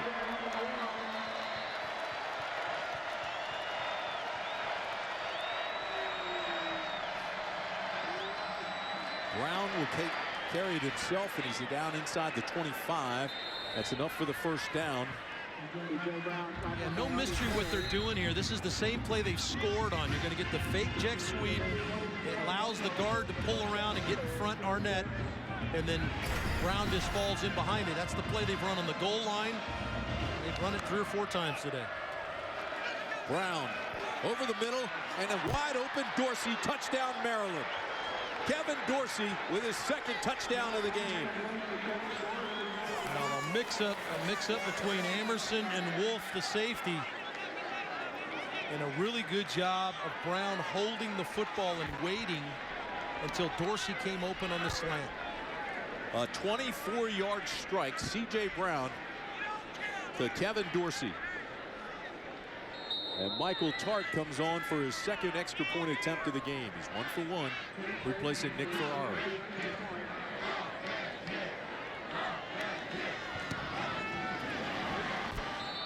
And that one's no good.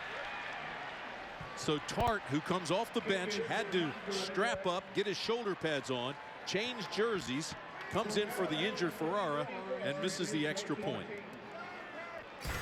Tim, let's look at this play. Here's Wolf, the safety, and here's Amerson, the corner. They're playing in and out right here. You're going to get the slant, but what happens is Wolf jumps the flat route. And a good job of C.J. Brown holding the football. Wolf jumps the flat. There's the safety, vacates the middle of the field. And a good job by C.J. Brown to see it. See him just wait, just a count. He was under pressure.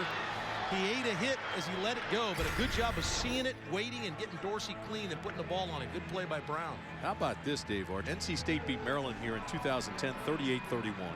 Maryland beat State last year, 38-31. 138 points scored in the last 2 games. They come in here this afternoon and put 48 on the board between them. Well, it's really been about the mistakes that both teams have made. NC State's scores have come on 2 short fields created by turnovers that their defense has gotten. And, of course, it's been 4 turnovers by NC State's offense that's provided Maryland an opportunity. Good drive that time there by Maryland right here before the end of the half to put a score on the board, but a mistake in the secondary provided the opportunity. So it's really been about both teams making mistakes and the other ones cashing in on them. And NC State knows that no lead is too big or safe with this Maryland team. Of course, last time Maryland led at the half was 28-17 over Clemson. Clemson scored 39 second half points and won that game 56-45. So NC State knows this is a team that can give up a lot of points in a hurry. Well, we can only hope we got a second half might look like that one. And this ball goes through the end zone, and it'll be a touchback. Graham had no chance. Look at the Atlantic Coast Conference Bowl eligible teams. This is what they're playing for. Now Miami has withdrawn from consideration for a bowl down at the bottom. This is in an effort to influence the NCAA with their penalties and say, hey, look, this is self-imposed. We're not going to go to a bowl, although we're eligible. And of course, NC State with a win today over Maryland would become bowl eligible. They've got 9 slots. Right now, 7 are filled. NC State's trying to get the 8th. North Carolina taking on Duke in a game not far from here. And of course, Wake Forest playing out of conference against Vanderbilt. Brown tries to set up a screen, now has to throw it away. That play was out of sync from the get-go. Well, they're trying to set up a screen, but they can't fool Joe Villano. He has been everywhere early in this game for Maryland. Number 72, Joe Villano, smells the screen, and he just sat on the back waiting to maybe get his hat in the arena for scoring a touchdown defensively. Just remember, he had the touchdown early in the year on defense, and he was looking for another one right there. Joe Villano, 6'2", 285-pound junior. This is Washington with a big hole, and Washington stumbles across the 25-yard line to the 27, so he picks up 7. The clock continues to move, 17 seconds left in the half. A disappointing first half for NC State on senior day, and as Arch said, they knew they needed a win to be in to a bowl, and now they're greeted by boos as they leave the field. So that's the end of the first half, with Maryland leading NC State 34-14. And you know Tom O'Brien cannot be happy. Let's go downstairs to Mike Hogwood. Yeah, Randy Edsel coming here. And Coach, you're taking advantage of turnovers, but this team has done much more than that. What's the difference in this Maryland team today? I think we have a lot more confidence today. You know, we're playing hard and we're being consistent and we're taking advantage of the opportunities. That's all that's happening. I mean, we could have more points, but we've shot ourselves in the foot, but our defense is just playing very well. So what do you tell the guys at halftime right now? Well, it's only 30 minutes gone. We got another 30 minutes. We got to play as hard or harder than what we just played for the first 30. All right. Headed to the locker room. That is Randy Edsall. His team is on top, 34-14. Time to go now to our Charlotte studios for our halftime report. Thanks so much, Mike, here in Charlotte, North Carolina. Happy to welcome you to the Hyundai Halftime Report. He's Coach Tommy Bowden. I'm Danielle Trotta, and we are trying to make sense of the first half we just saw in Raleigh, North Carolina. It's hard to ignore the booze. 6 turnovers in the first half, 4 by NC State, 5 fumbles. Maryland has scored 21 points off of turnovers. Coach, NC State needs a win to get to a bowl game. How do you explain what we saw in this first half? That's why I'm sitting here. I can't explain it. I tell you, I would have never thought with NC State, with as much they had on the line, would play this ugly. And it has been a very ugly first half, both sides of the ball. That's what surprised me. Both sides have played extremely poor. Randy Edsall says his team has confidence. It's easy to see why after 2 quarters. As we take you to break, here is the fumble that started the upswing for his Terrapins. Dexter McDougal made it 7-0 at the half. They built that into a 20-point lead. Welcome back to the Hyundai Halftime Report. It's Week 13 in the Atlantic Coast Conference. We have bowl eligibility on the line. The Coastal Division is up for grabs later this afternoon, and as if we need more excitement, it is rivalry weekend between the ACC and the SEC. 4 games on tap. The first being played right now. We're midway through the third in Atlanta, Georgia. Let's get you caught up on the first half highlights. Bulldogs getting out to an early lead. Aaron Murray to Michael Bennett. The 15-yard score makes it 7-0 Georgia. Tech would kick a field goal, but Georgia strikes again. This time to Chris Connolly, make it 14-0. The Yellow Jackets, though, do keep things close behind Paul Johnson. It's David Sims getting it done on the ground. There's the touchdown in the ATL. Bulldogs would kick a field goal to end the second quarter. Georgia was up 17-10 at the half. Tavares King, the 3-yard touchdown. Right now it's 24-10 Georgia midway through the third. Danielle, the thing that stands out right here is the amount of total yards that Georgia's got, close to 300 total yards. And then the other thing, when you get down the red zone versus Georgia Tech, you better get touchdowns. Aaron Moore, 3 touchdown passes. And Georgia Tech right now is struggling to keep anything consistent on the ground going. And Georgia has clinched a spot in the SEC title game, winning the SEC East. Well, in the ACC, there's one guy that always keeps things interesting and fun. His name is Tommy Kane, and he is the host of our ACC Road Trip, powered by John Deere Gator XUV. He's an NC State alum. Not sure he's happy with the first half now, but last week he certainly had a good time when the home team had a win over a top 10 ranked Clemson Tiger team. If you want to see that and so much more, log on to theacc.com/roadtrip. Well, our game on the ACC Network is in Raleigh again. A.J. Henry's pick 6 has Maryland on top, 34-14.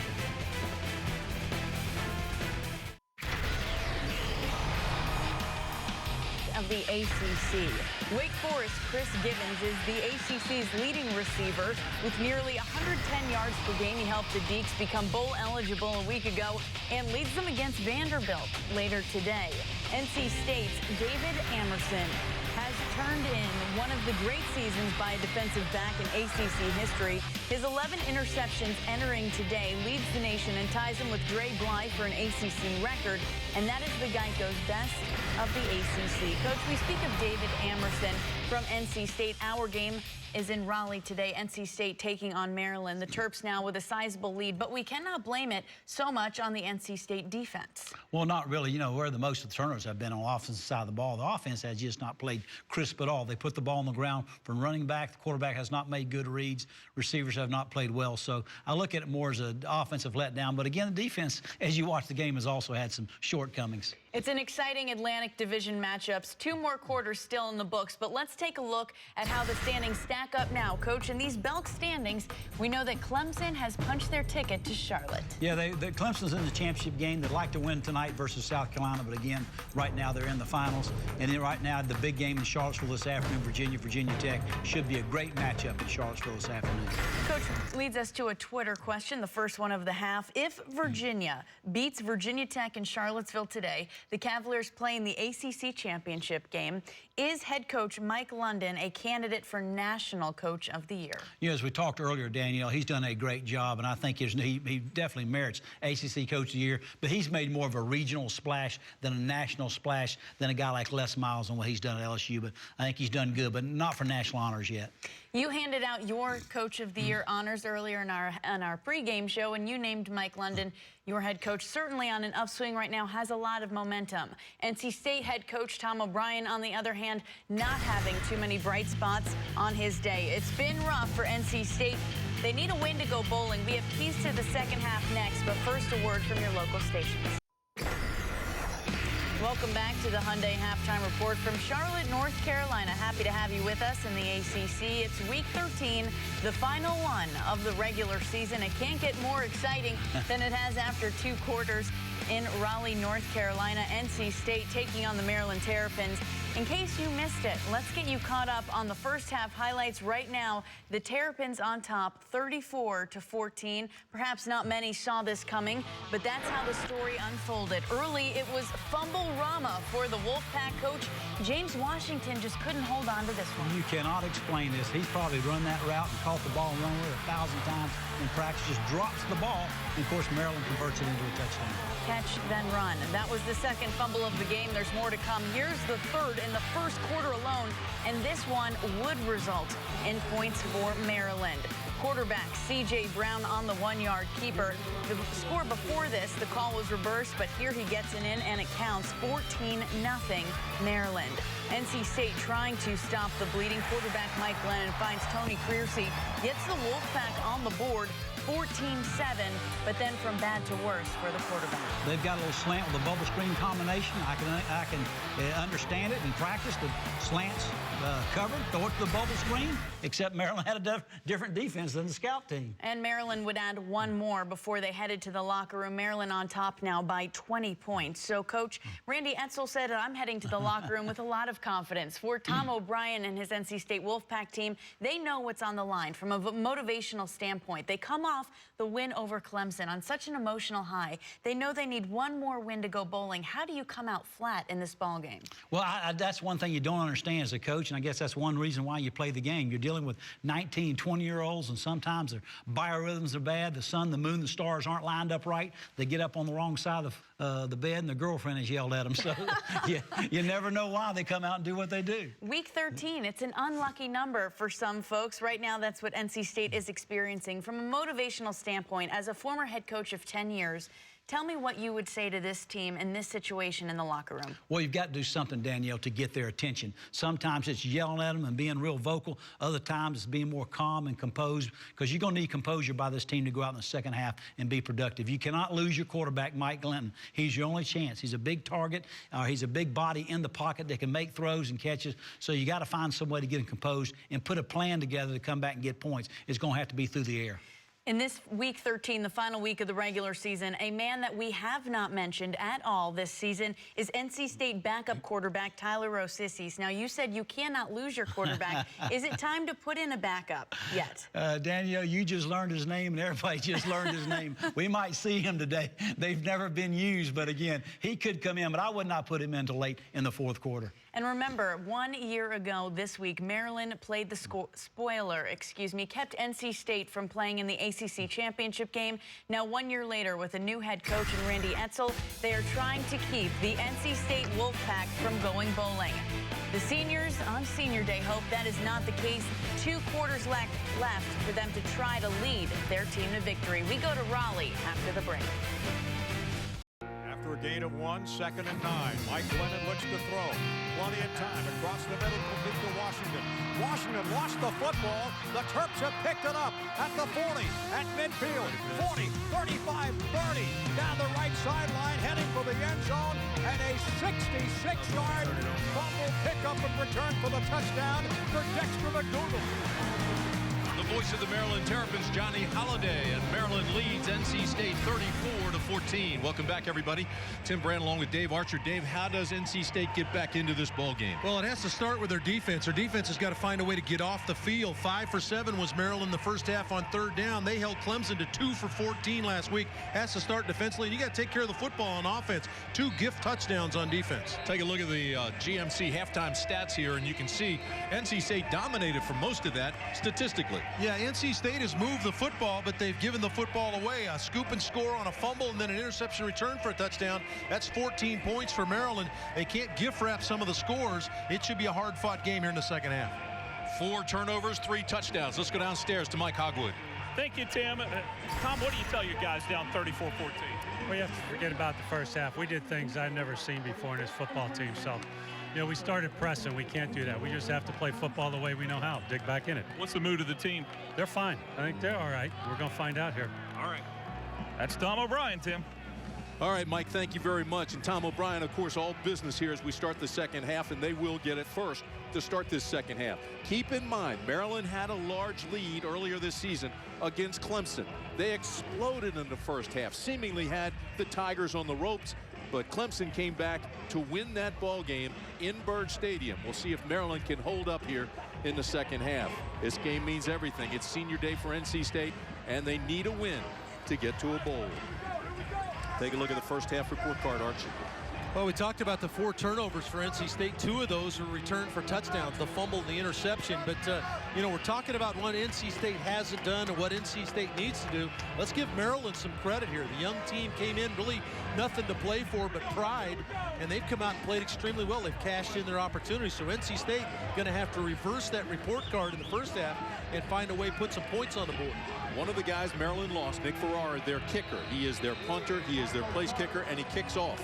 He got hurt, injured his neck, so he has left the ball game. Michael Tart is the guy who had to change jerseys, put on number 36, strap up, and he is now the kicker for the Maryland Terrapins.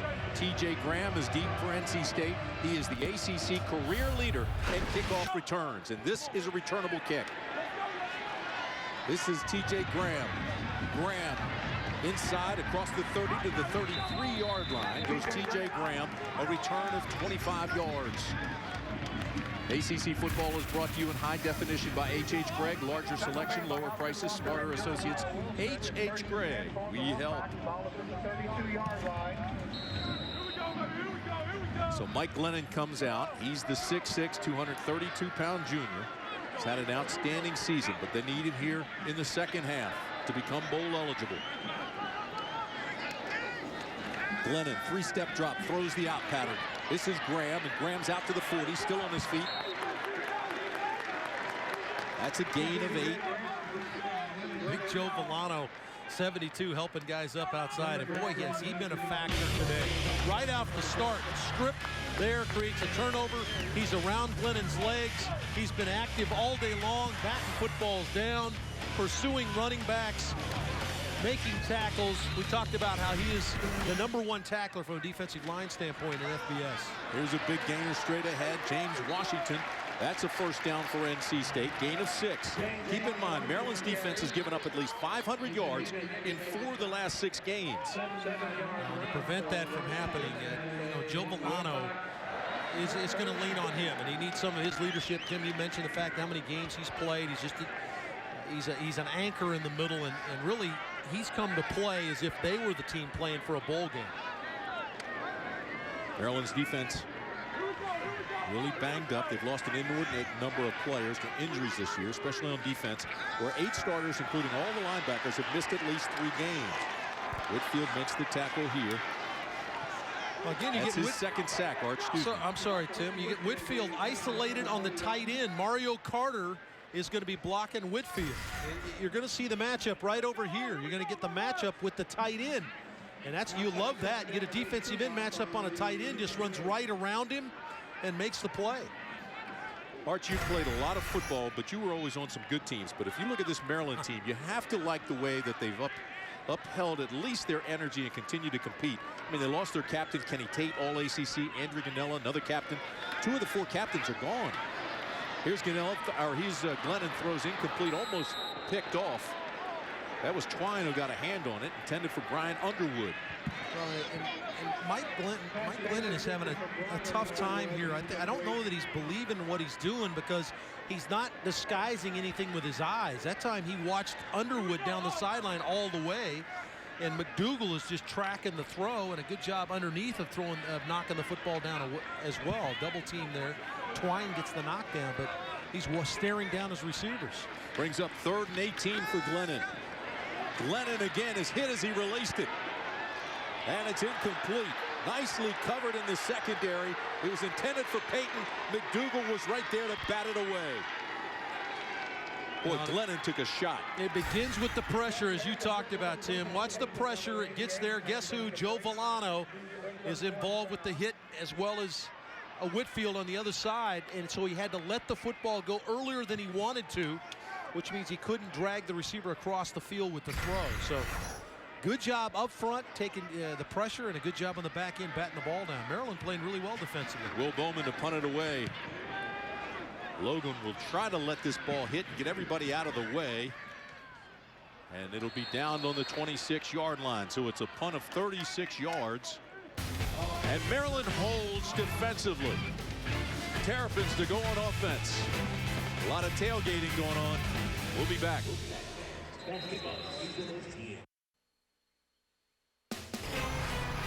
Today's telecast is being brought to you by BMW, by AT&T, by CPI Security Systems, and by GMC. A look inside the Murphy Center here at NC State. 34-14 Maryland in the 3rd quarter, but they've lost their kicker. Here's Mike Hogwood. They have lost, and probably for the game. He's still in the locker room getting iced down. It's going to be Michael Tartt's job. He's also going to have to punt. He hasn't punted at all this year, and that might be interesting. Well, we'll keep an eye on it. He's 1 for 2 on the extra points. C.J. Brown, Devin Meggett. That's your backfield for the Maryland Terrapins. 1st down and 10 at the 26. Meggett looks for a hole. Not much there. Met almost immediately by Audie Cole. Who else? Yeah, the leading tackler for this defense, Audie Cole, slid from the outside to the inside. Played quarterback when he first got here. Now he's the quarterback of the defense. Nice job with his eyes. Slide, fill the hole, put Meggett on the ground. His 5th tackle of the game. Had 8 last week against Clemson. And this NC State defense is going to have to create some opportunities for their offense. Audie Cole, a Butkus Award guy, and he has been active this afternoon. 2nd down and 8. C.J. Brown is loose. Looking for a block. Brown to the 40. And Brown almost all the way to midfield before Earl Wolf runs him out of bounds after a gain of 22 yards. Well, if you're the linebackers, you cannot afford to take your eyes off the quarterback. See Audie Cole floating wide. They get a good block on Manning right there, and Brown pulls it down and takes off running with the football. When we were talking to the coaches yesterday, Art, you're talking to them about the game that he had against Clemson, and they said, we can't be fooled by him. We know our guys will keep him in tab. Yeah, they weren't as concerned last week with Taj Boyd running as they are this kid, and they just are not paying enough attention to him in those passing situations. 1st down, Meggett. Let's go downstairs to Mike Hogwood. Mike. Tim, you were talking earlier about Earl Wolf, and this is a special time for him. Both his parents are in the military, his mom and his dad. They live at Fort Bragg. His mom was deployed to Afghanistan a couple of weeks ago. He got a day off from practice for that.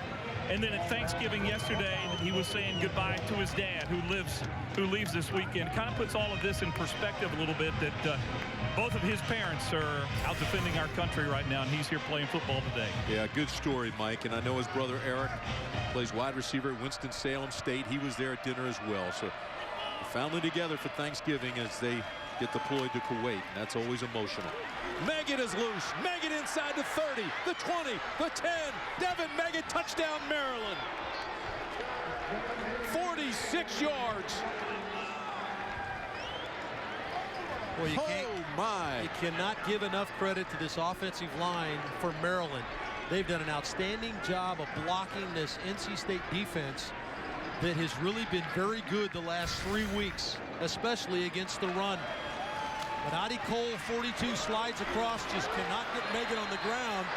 And when you got that many people lined around the line of scrimmage, trying to stop the run. If you miss a tackle, it's going to cost you. And the extra point is good. Like Butch Cassidy said, who are these guys? They played well against Clemson, but the Tigers came back. Maryland trying to pour it on. We'll have more for you after this. Well, it's hard to believe a team that has struggled as mightily as Maryland this year continues to lead NC State, a team on senior day that needs this win to go bowling. 4 plays, 74 yards, a minute and 55 seconds. David Megan with the 46-yard touchdown run. And the Terrapins lead big, 41-14. If there's going to be a comeback, the Wolfpack better do it in a hurry.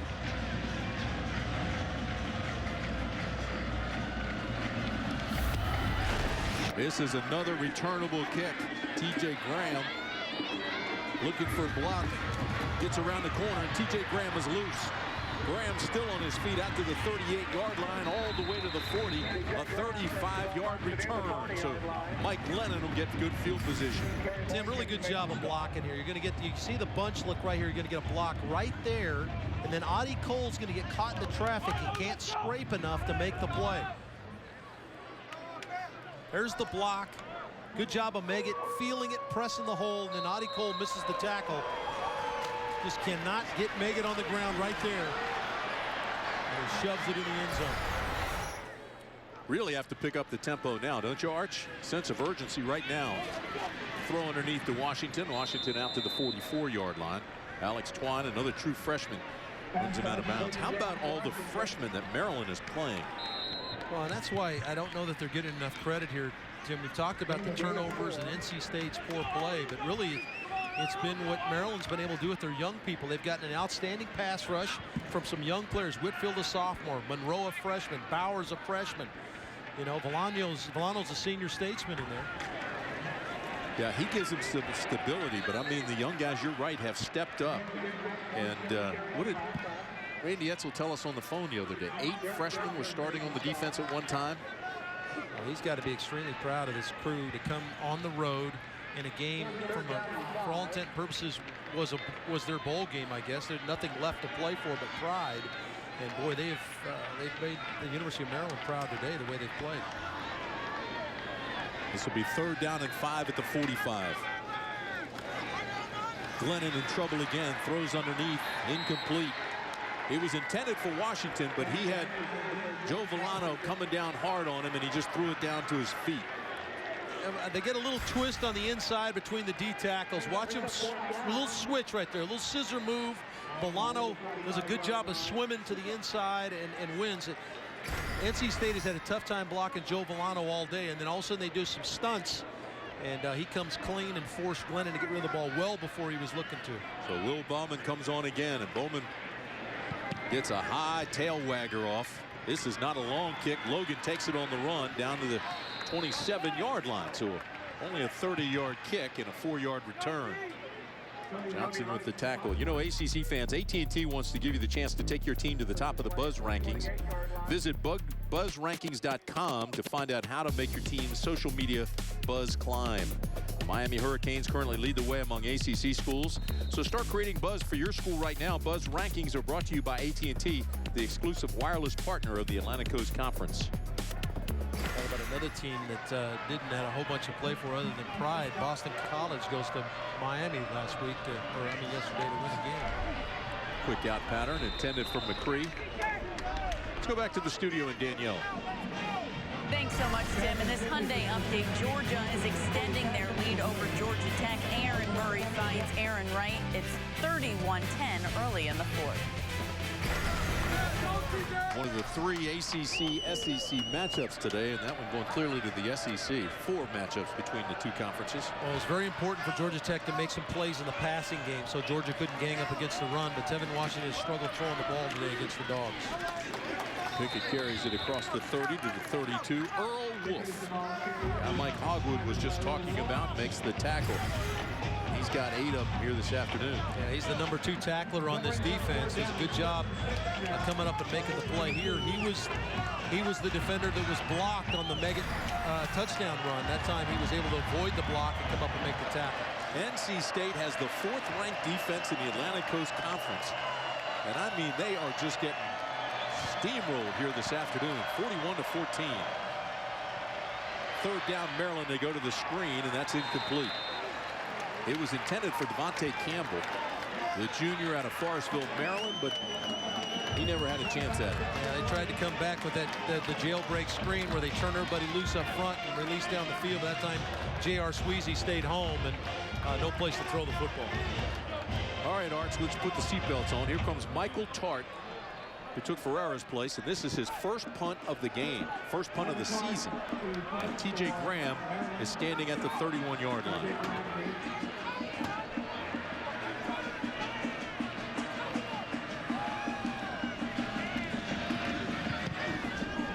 Not a bad punt. And Graham will have to fair catch it at the 31. So a 38-yard punt, got hang time of 3.8 seconds. But NC State will still have field position. We'll be back after this word from your local stations. Well, the NC State fans continue to be enthusiastic, those that have stayed. Each week, the ACC invites you to vote on the interactive poll on Facebook.com/the ACC. This week's question, which team will win the ACC Coastal Division, Virginia or Virginia Tech? Visit the ACC on Facebook to like the conference and vote. Was that game in Scott Stadium, home of the Wahoos. Mike Glennon goes over the top. He's got a man and overthrows him. Oh my, T.J. Graham had gotten behind the defense and was wide open. He had Dexter McDougal beaten. Well, and here's what you see: Tom O'Brien holding his head. He understands there's a lot of room. Now watch the shot. There's no safety in the middle of the field, so Glennon doesn't have to throw the ball up the seam. He can take Graham to the middle of the field with the throw. And it's very difficult for a receiver to adjust back up the field as opposed to a one short. And just Glennon missed him. A great opportunity for a big play there, and he missed it. Started strong, struggling now. Glennon to the out pattern, and this time he overthrows Brian Underwood. When you look at Mike Glennon, they really had to hang their hat on Mike. Got things going a little bit to George Bryan. Got off to a decent start, but then really a poor throw here. Bad decision. That ended up in a touchdown. He's been harassed. 3 sacks today.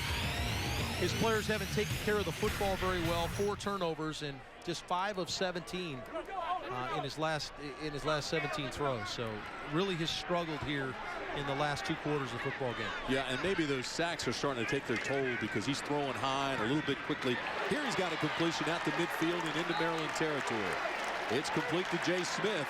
So they move the chains, and NC State hustles up to get the offense going again. Gain of 21. Well, this is one of the first times he's been able to slide up in the pocket and allows him to buy a little time. Underwood slides underneath the coverage there, and as Glennon moves to create time for himself, is able to wait and hit Underwood on that little slide-in route. First 20-plus play of the game for NC State. Here they go deep, and that's going to be pass interference against Maryland. Trenton Hughes was bumping and grinding out there, and they were trying to get Graham loose again. Graham, the track guy's got great speed. Maryland had good coverage, but there's no question Hughes got there a little bit early. Number 21 defense, 15 yards from the line of scrimmage, automatic first down. It's a good job by Graham, Tim, to kind of shield the ball. Watch him gear down just a little bit, and he's going to keep his body between Hughes and the football, and Hughes runs right into the back of him trying to come over the top to make the play. So credit Graham for understanding and having some good ball skills to gear down and created a tough angle for Hughes to come in and make the play. And Hughes, of course, has every right to that football, as much right as Graham, but he cannot go through the receiver to get to that football. Maryland, one of the least penalized teams in the Atlantic Coast Conference, picks up a big one there. Here they throw underneath again. This is Underwood.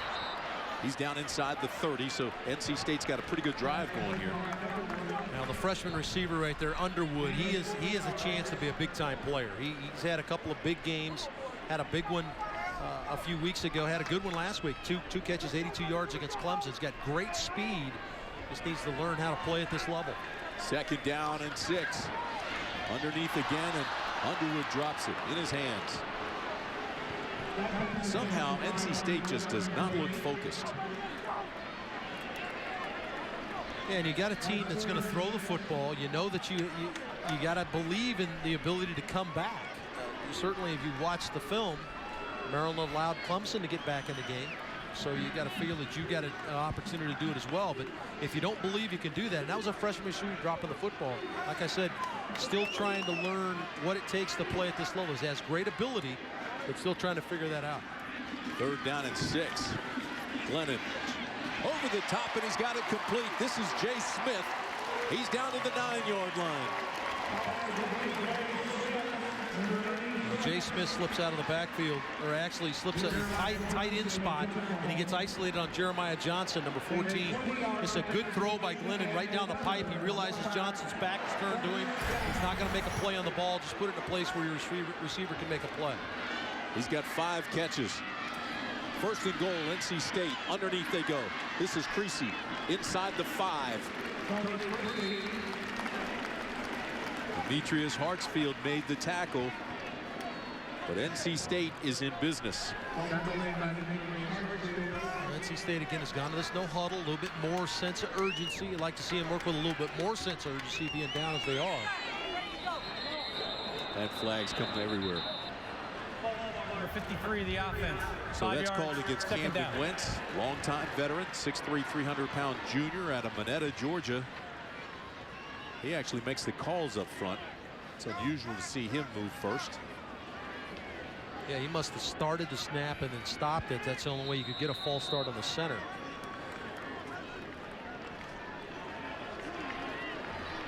So the 8th play of the drive coming up, and it's now 2nd and goal from the 9. Glennon with time, again throws underneath. Good coverage by Darren Drakeford of Maryland to make the tackle on T.J. Graham. Now, some of the, if you're an NC State fan, you're saying, hold the ball a little longer, Mike, and maybe have a shot down the field against his zone coverage. But he's been harassed so much, and people have been in his face, that when he sees a receiver come open, he gets rid of the ball pretty quickly. That was one where Drakeford on that underneath route had really bit up on the underneath throw, and they didn't take advantage of throwing behind. See Tom O'Brien looking up at the clock, because that now certainly is a factor. Glennon now throws into the end zone. Touchdown, State. Tobias Palmer with a touchdown catch. You wonder where Tobias Palmer has been. This is a guy that had a great day last week against Clemson. 3 for 82 and a touchdown. And he just got isolated on he's going to step over the top of the linebacker there, Hartsfield, and catches the ball in the back of the end zone. So tough matchup there for the linebacker. So the extra point by Sadeh. Good snap, good hold. And the kick is good. There's a lot of time left in this football game now. 6 minutes to go here, 3rd quarter. It's a 3-score game, obviously, but this is a game that's got a lot of time left. And if you allow NC State to kind of get themselves going here a little bit throwing the football, and they can get back in this thing. Well, the ACC Network is unlocking its archives and releasing over 60 classic football games, and all can be seen for free at theacc.com. Last week, the Wolfpack had a big win over Clemson, and they did it in 1998 as well. That's when North Carolina State's Torrey Holt caught 4 touchdown passes from Jamie Barnett, the last with 37 seconds to play to give the Pack a 46-39 win. Relive and share your favorite ACC football moments at theacc.com/vault. Well, Tim, whenever you see a guy like Torrey Holt, it makes you start thinking about the accolades of some of the great players for this year. And who is the offensive player of the year? I think it probably comes down to this guy right here and this guy right here. Sammy's had a great year as a freshman, but Taj Boyd and David Wilson, and maybe the games today decide who wins it. Of course, David Wilson taking on an outstanding defense in Virginia, and Taj Boyd's got to go against that Ellis Johnson defense in South Carolina. That bottom line gets me 27 touchdowns. Well, you figure that David Wilson had a young quarterback that hadn't played very much. They had to load it up on his back for the early part of the season, so I think both have been as impressive as you could possibly be. This is Jeremiah Wilson. Tries to get to the outside, uses a stiff arm across the 30. Pretty good return out to the 35-yard line. Run out of bounds by Emerson, and there's a name we haven't called very often today. The ACC Digital Network and Haviland bring you highlights and insider analysis from every ACC football game. You can get the latest coverage from around the conference straight to your laptop or mobile device. All you have to do is visit theaccdn.com or search ACC in your mobile app store today. Well, we have seen some great football this year from a number of good players and a number of great players we're going to see again next year. Young players. Mentioned Sammy Watkins, David Emerson. Some great players coming back next year. Maryland loses a yard. Meggett nowhere to run. Cole and Bishop. This will be a great test, Arch, for this Maryland team. Because right now, a team that has had no success this year, 2-9, 1-6 in the conference, and really struggled the last 6 or 7 games. Now they're trying to hold on to a lead. Things get a little bit tight. Well, and you got to figure that NC State is going to sell out and try to stop the run here. So it's probably going to come down to C.J. Brown making a play in the passing game. Pickett is the lone setback. 2nd down and 10, Terrapins. The draw, absolutely nothing, and they lose more yardage. Marcus Kuhn got there first. A loss of 5.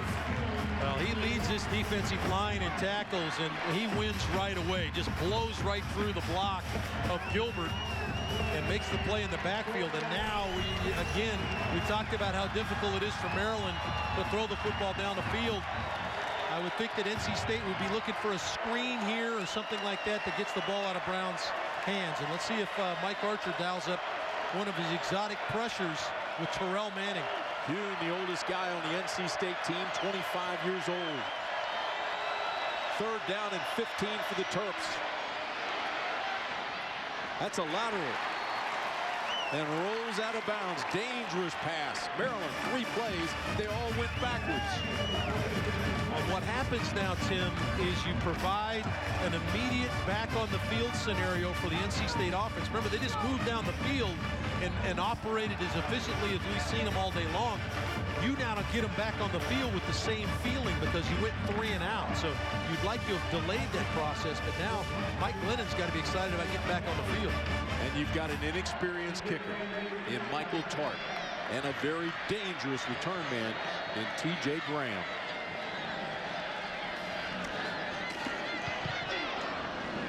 This is an end-over-end kick. Graham takes it at the 36, and good coverage by Maryland. And the ball's loose, and NC State comes up with it.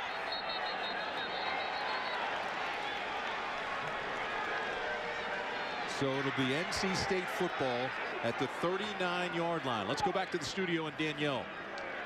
Thanks so much, Tim. In this Hyundai update, we remind you the Coastal Division is up for grabs at 3:30 on ABC. The defending ACC champs of Virginia Tech travel to UVA. The winner takes on Clemson for all the marbles in Charlotte. Virginia Tech and Virginia, what a great game that'll be. Clemson, of course, Florida State, Wake Forest, top of the Atlantic Division. However, the ball was blown dead at this spot. It will be long to the receiving team. 1st down. Cleaning up that mess as you look at the Coastal Division shootout. Well, and you look at the numbers there, and how about the sacks for Virginia Tech getting after the quarterback. Virginia, on the other hand, what you don't see there is Virginia is one of the best in the country protecting their passer. Michael Rocco did an outstanding job last week when they won at Florida State. The Florida State defense, it's noted for getting after the passer. Rocco was protected well in a big win in Tallahassee. What a great matchup. Glennon again drops, throws the out pattern, and it's a dangerous pass. It was intended for Tony Creasy. It was thrown high and well defended by Alex Twine. We've been singing his praises all day long, but Joe Villano, how about the swim move, and is in the backfield before Glennon even finished his drop. And that's a play that Glennon was hoping to try to get Creasy up the sideline on a wheel route. He didn't have time to let it develop because Villano was in the backfield. So it's 2nd down and 10 at the 39. They run it straight ahead. That's Creasy. Alex Twine, the freshman, makes the tackle after a gain of 3.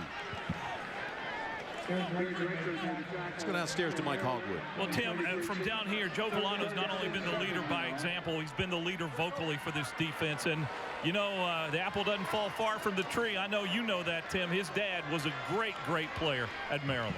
I played right alongside of him many, many times, many games. Here's the first down. Palmer carries it all the way down into Maryland territory. He'll knock down it on the 48 after a 15-yard gain. But NC State on the move again. Well, Tobias Palmer is the young man that caught the touchdown just a drive ago, and here he is in the slot. You can see Glennon waiting for him to come open. That time had time to wait and let it happen, and Palmer makes the catch over the middle. Glennon again. He's in trouble and goes down at the 45, so he loses a yard. A.J. Francis was there. That's 4 sacks for Maryland. Boy, NC State is having a heck of a trying to block these 2 defensive tackles in the middle. That time, A.J. Francis. We've seen Volano camped in the backfield for Tom O'Brien's offense. The interior 3 for NC State really struggling with some of the stunts that Maryland's running with their defensive tackles. This entire front 4 comes back next year from Maryland. Here's the pass outside, and again, it's well covered by the Terrapins. Creasy had no chance.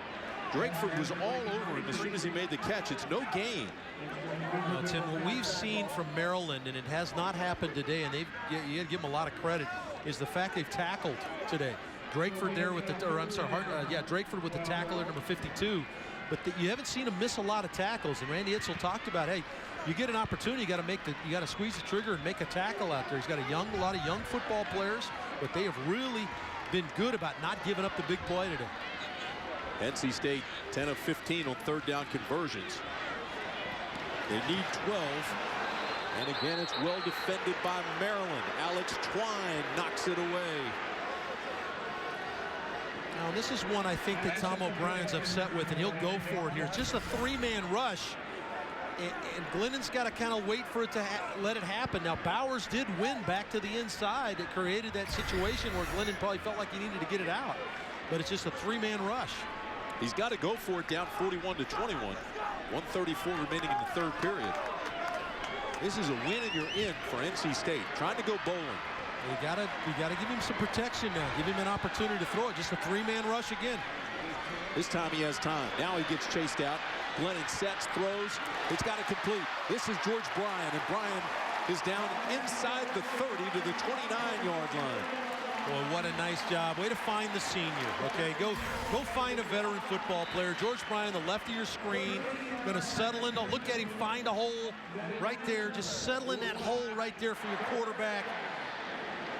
Get your hand in the air, and a good job by Glennon. That's a smart job to find the senior. Gain of 16 yards on that one. Glennon throws again. Inside, wrong shoulder, but it's complete. Moves the ball down to the 20 to Mario Carter. Well, you said it. Really, not a really very good throw by Glennon, but a good job by Carter to gear down and catch it. Had Hartsfield had his head around, he might have had a chance to pick that one off. Pick up 9 more yards. 2nd down and 1.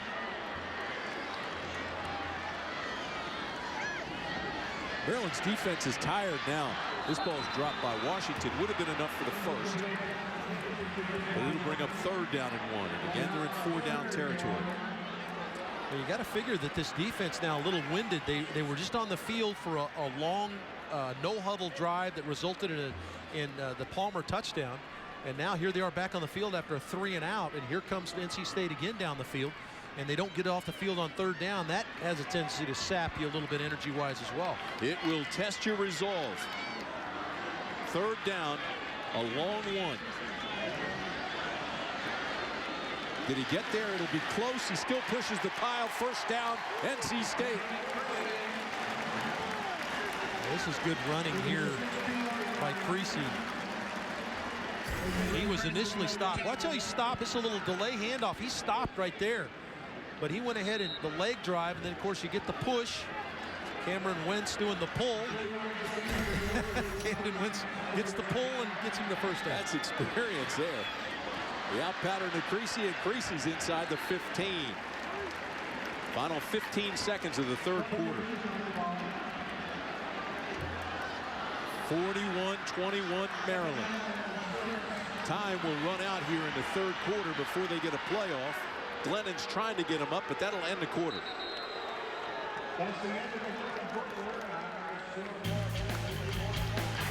As we go to the final 15, Maryland trying to hang on and get their 3rd win of the year.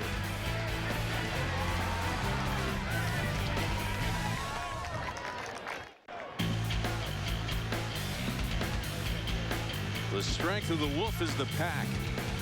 And NC State will need a lot of strength as they go to the final 15 minutes. Down 3 scores to Maryland.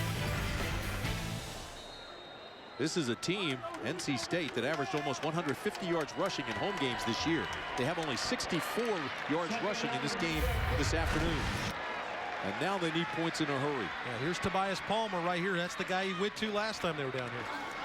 Glennon throws underneath. It's complete. Touchdown, Tony Creasy.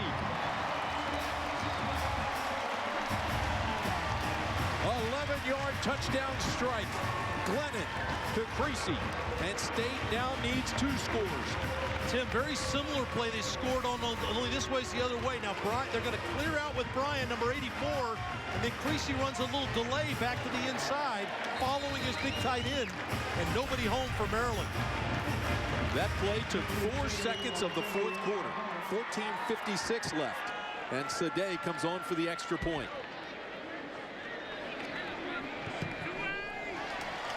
The extra point is good.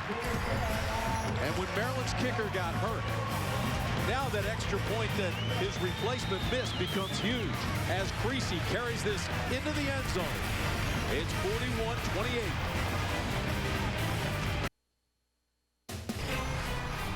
ACC football is brought to you by CPI Security Systems, by John Deere, and by Champion. Our stats through 3 quarters brought to you by Mazda. We believe if it's not worth driving, it's not worth building. 73 offensive plays for NC State to just 45 for Maryland. I believe that's beginning to take its toll on Maryland's defense. This is a big series for Maryland offensively. Jeremiah Wilson at the goal line. And gets taken down at the 17-yard line.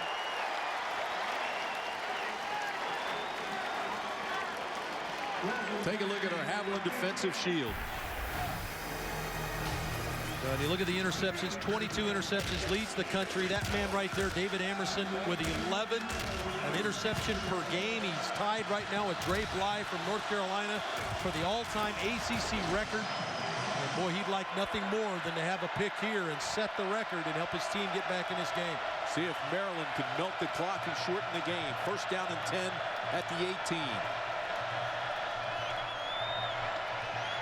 Straight ahead, not much. Bulls his way across the 20. Ball's loose.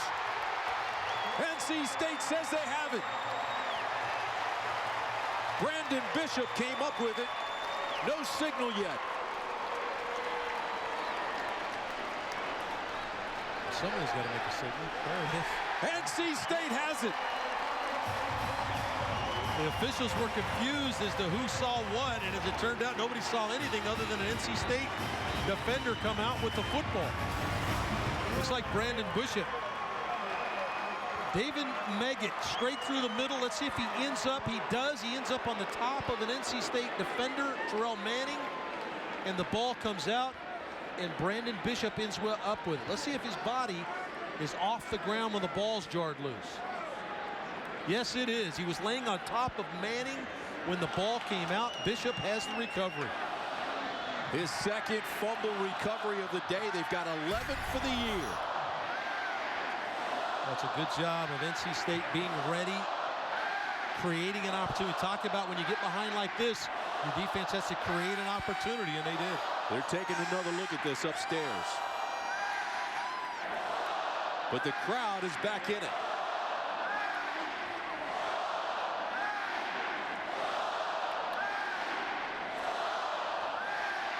Both coaches anxious to see what they call upstairs. Keep in mind, an emotional senior day here in Raleigh. But the bottom line is NC State needs a win to go bowling. Now 6 wins, but 2 of those wins were against Liberty and South Alabama, FCS teams. So the Pack has to win today to get to a bowl game. After further review, the ruling on the field stands as called. First down, NC State. First down, NC State.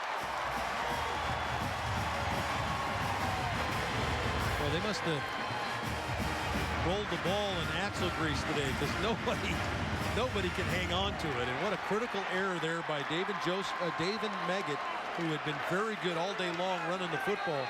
Lays it on the ground, and a short field here for NC State. 6 fumbles this afternoon here at Carter-Finley. Greasy is in the backfield with Mike Glennon. This is a tired Maryland defense. Glennon trying to strike again quickly. Now he throws the out pattern, and it's a pickup of 5. Jay Smith makes the catch. His 34th of the year, gain of 7. It's a really good job by Jay Smith not to get antsy. He just ran the hitch route and stayed out there and made himself available for Glennon as he escaped out of the pocket. Good job by Glennon to find him late for a nice gain on first down. Glennon again on second down across the middle. That ball is caught by George Bryan. The Wolfpack is moving. Now remember, down here the last 2 times, or 2 of the times down here, they've used Creasy to follow George Bryan out of the backfield and run a little delay. Here's Creasy on this side right here, on the same side as Bryan. Now he switched him. Under 14 minutes to play. Glennon tucks it away inside the 5. Glennon to the 1-yard line. No signal yet. Hartsfield and Hendy tried to stop the touchdown, and they'll mark it inside the 1. Tim, so often you see a player here extend the football and break the plane. I think it's a good decision by Glennon to protect the ball. Look at him wrap it up. Now he doesn't try to extend it, and I think it's a good move. Still no signal on the quarterback sneak. Well, this will all depend on where he is, whether they give him a touchdown or not.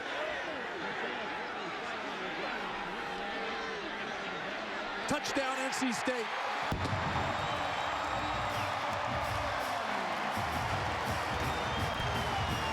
Oh, my. Here comes the Wolfpack. And the body language of the Maryland players has changed. Well, you mentioned it, Tim. They've been on the field almost the entire second half. They had a tough time moving the football. Their last first down on offense came with 10:56 left in the 3rd quarter. So they have really struggled to keep their defense off the field. And they're going to review this, and really nothing to review here because you can't see it.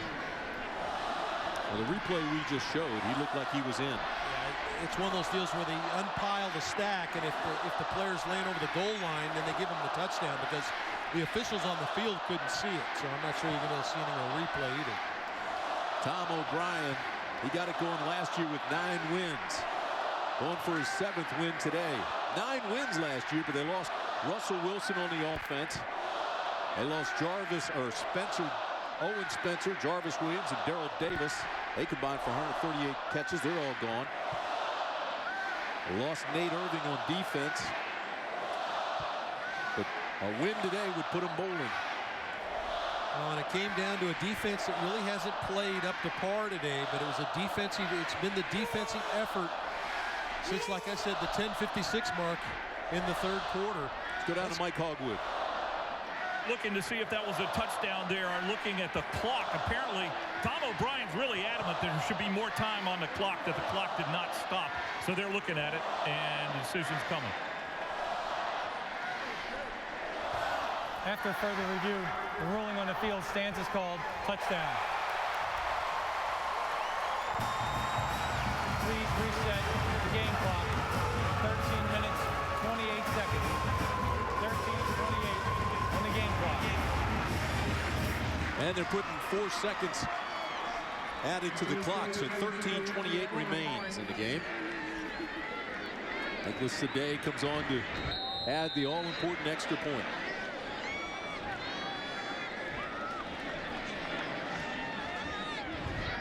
Good snap, good hold. And the Wolfpack is down by only 6. It started with the Maryland fumble. Another turnover. NC State got it back, and Glenham made them pay. 41-35. A whole lot more to come.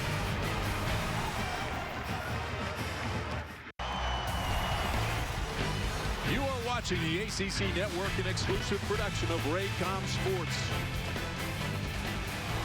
Maryland Terrapins led this game 41-14. Now with 13:28 still to play, it's a 6-point game. NC State is back in it. David Maggott. Maggott's going to have, he's going to have to be the guy that's going to have to carry the load, run to he and C.J. Brown. This is Pickett. Pickett out to the 17-yard line. They'll mark it at the 18.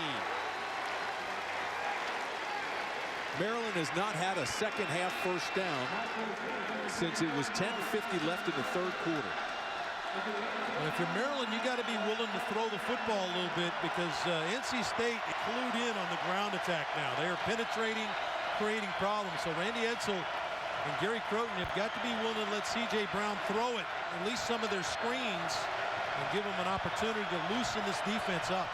Randy Edsall said last week, whatever could go wrong has gone wrong in his first season. Let's see if Maryland can hang on. Here's Brown, tries to get around the corner, he's got room. Brown down the sidelines and up near midfield. C.J. Brown finally knocked out by Brandon Bishop. A gain of 34. Just a lead play for the quarterback. You see him motion the back across. He's going to get the block right there. Excellent block, and then I think Colin Manning just underestimated the speed of Brown. He's got great speed.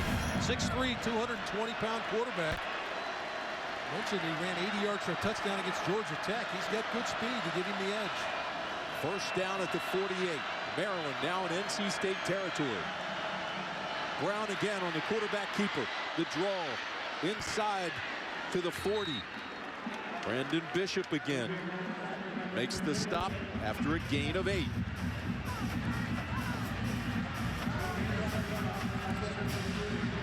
The last 3 times the Terrapins have had the ball, we mentioned that that was their first down since early in the third quarter. The run by Brown. And really, it's about NC State cluing in on C.J. Brown. If he beats you throwing the ball, so be it. But you got to really hone in on this kid running it. He's done a great job. DJ Adams comes into the ball game from Maryland. He's the lone setback. This is Adams. Cuts, spins, drives his way down to the 41-yard line. Audie Cole finally stops him after a gain of 5.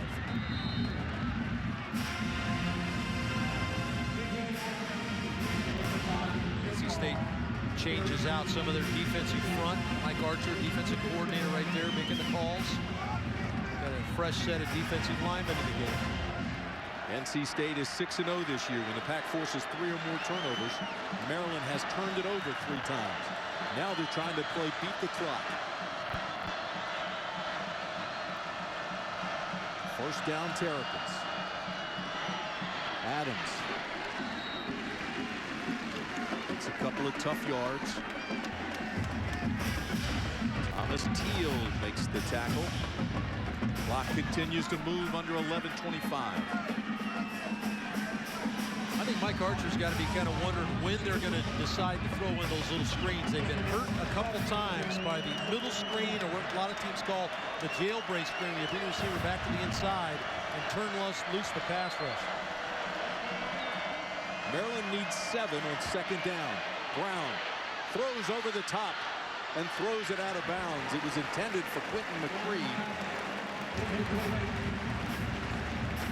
You got to give Terrell Manning the credit here, because if C.J. Brown has a chance to set and throw this, he's actually got a man wide open down the sideline. They ran a little out and up move, and he threw the ball out of bounds because of the Manning pressure.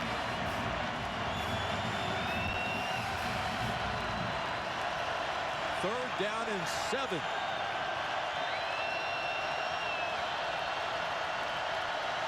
And Maryland moves too fast. R.J. Dill. False start, number 76 offense, 5-yard penalty, third down. Tim, what that does is that changes the play dramatically. The crowd noise a little bit. They had a silent count on, and usually there's an indicator that the quarterback makes, and once he makes that indicator, then the center has probably about 1.5 seconds or 2 seconds. They'll time it up and snap the ball. The time clock had gone off on R.J. Dill's head. He was going to get the snap, and it didn't happen. So Conaboy, the freshman, held it maybe a little bit too long, but now the play changes. It changes on both sides. Maryland's one of the least penalized teams in the nation, tied for 4th. 3rd down and 12. Brown throws over the top, intercepted. This is Earl Wolf. Earl Wolf to the 30. Flag down, Earl Wolf to the 45, but there is a flag. We'll have to wait to see what it is. The whole stadium is rocking.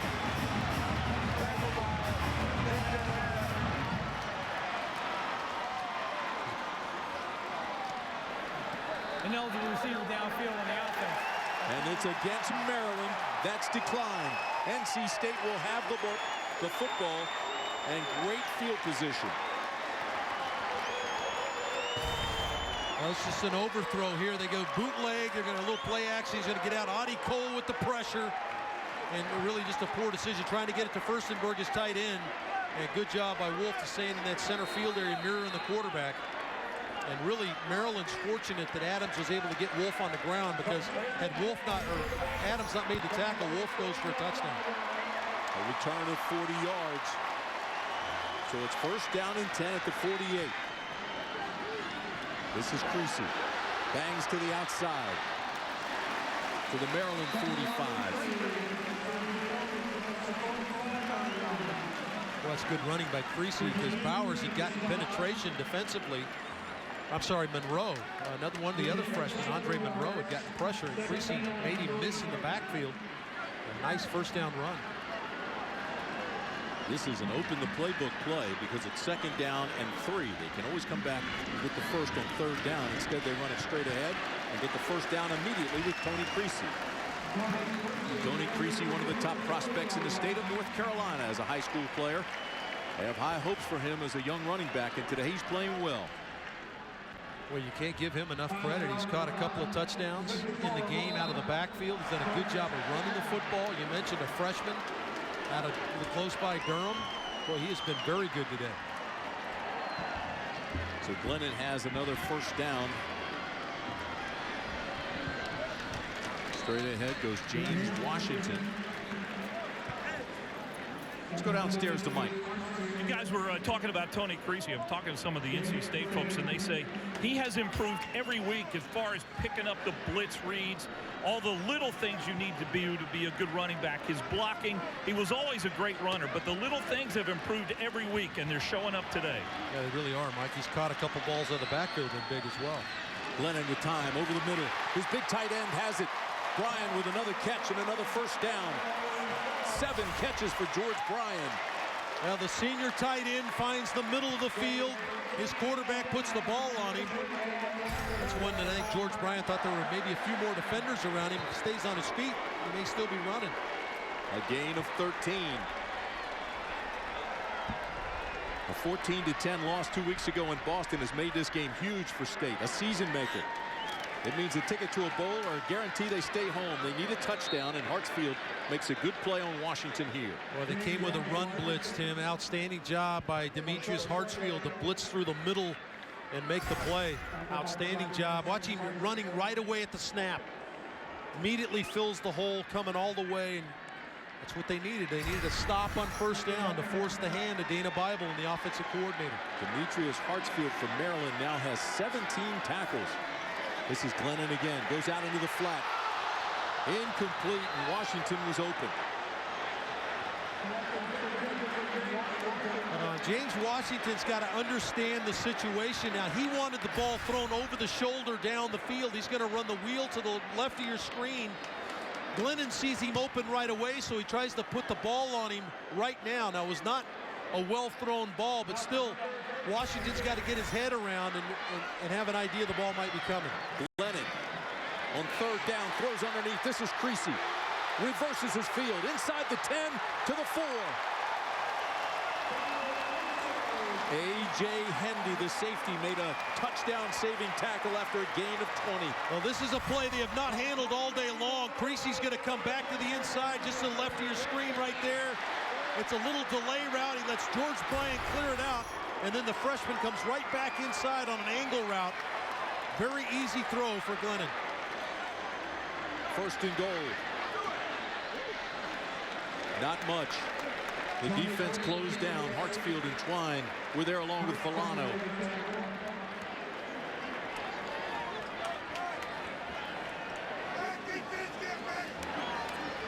Interesting call here for Dana Bible. He's willing to throw it down here.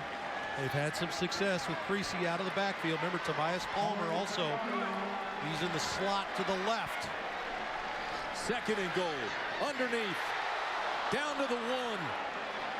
Alex Twine with a touchdown-saving tackle.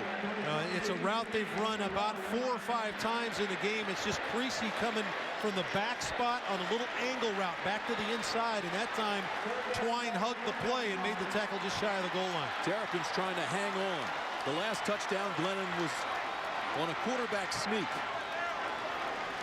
This time he gives to the tailback, and Washington is in for the touchdown. James Washington, and we're tied at 41.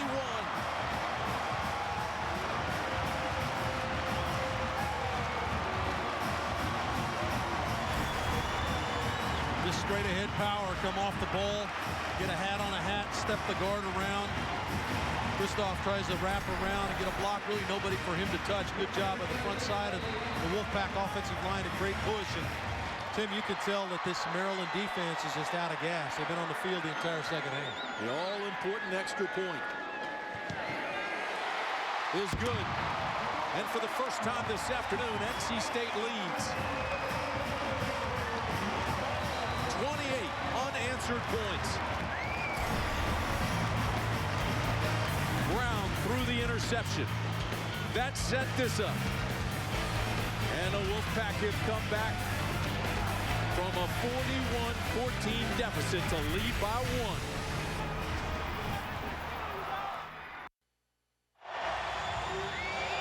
Carter-Finley Stadium is rocking. NC State was down 41-14 in the second half, and they've come back to take a 1-point lead on Maryland. 10 of the last 11 games between these two teams have been decided by 10 points or less. And here we are with 7:08 remaining in the ball game, and it's a 1-point differential. Boy, this has been a wild one. 8 turnovers scored by each team, and 21 points for each team off of those turnovers. This is Pickett for Maryland, and he has nowhere to run. A return of 13 yards. Ryan Cheek made the tackle. There is a flag. McAllister's Deli has given 2 lucky guests each a Jeep Wrangler. Register at facebook.com/TFreaks for official rules, entry form, and great weekly tailgate prizes. That's facebook.com/TFreaks. You could be a big winner. A winner of that Jeep Wrangler right there. There is a flag down. Yeah, NC State was offside on the kickoff. That's been added to the end of the return, just a 5-yard penalty. So Maryland, instead of starting at their inside their own 20, will scrimmage from the 24. 5 yards will be added to the kickoff. We will re-kick. Randy Edsall's rethought it. He did not get a chance to make a decision. Instead of adding it to the end of the run, he wants NC State to re-kick the football and give an opportunity for them to get a return. I was wondering why they wouldn't re-kick it. And with 7:02 remaining, this game's still within reach for Randy Edsall and the Maryland Terrapins. Now, Tim, you have experience with this, running down on a kick, running after a guy, and then having to run back down and because of a penalty and having to read it. How difficult is that? In this stadium, opening day, 1972, they had Young and Burton, 2 great All-Americans, return guys. We kicked off. He returned at 80 yards, and we had to re-kick it. I couldn't breathe for the entire first quarter. That was a heck of a football game. That was Jerry Claiborne's first ever game at Maryland. Lou Holtz's first game ever at NC State, and it ended in a 24-24 tie. Not to doubt your cardiovascular conditioning or anything like that, but I'm going to go out and venture and say this 11 on the field a little bit more conditioned than you were back in 1970. Amen to that, brother. So the Terrapins get another chance to return this ball. This will be taken at the 4. Again, it's Pickett. Pickett has a hole. He's out across the 30. So Maryland just made up a lot of territory. 40-yard return. So by making them re-kick, it's a good decision. The ball would have been at the 24 instead. They're all the way up to the 44. Well, there's your game summary. This is what I spoke of. The 4 turnovers by both teams, 21 points for each team off of those turnovers, and it's really been NC State has kind of put their foot in the ground and driven back into this game. 28 unanswered points. Now, the ideal situation would be for Maryland to milk the clock, shorten the game, and move the chains, but they have to get first downs. You would think there's no hurry. All they need is a field goal to win the game if they can milk the clock. That's a loss of 1 on this series. Brandon Bishop with the tackle. Yeah, and I just think it's going to come down to Gary Croton trying to find a pass play that C.J. Brown and him and he are comfortable with throwing. I think he's going to have to try to throw the football. And again, Maryland loses yardage. Meggett hit almost immediately by Sweezy. A loss of 3. Well played on that side. They had the zone read on, and the reason that C.J. Brown gives the ball off is Terrell Manning takes away the quarterback keep. See, they do a good job of getting him. I'm sorry, Art Norman, number 95, took away the quarterback keep, so he had to give the football off, and Sweezy won on the inside and blew up the play. This crowd is a factor now. Maryland needs 14 yards. It's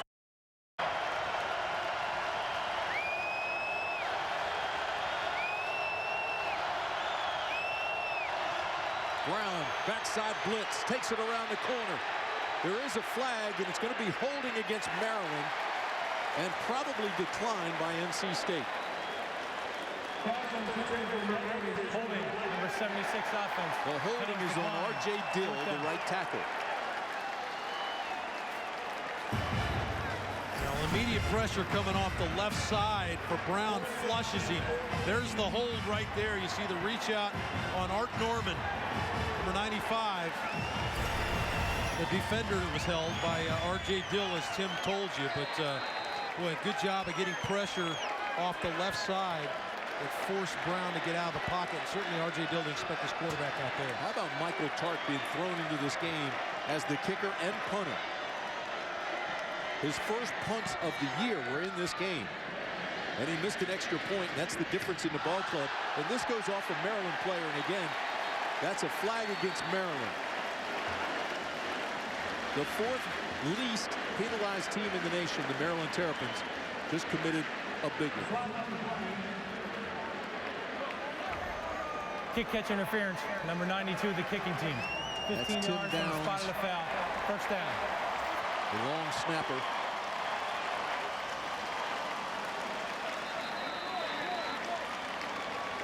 .5:21 to play.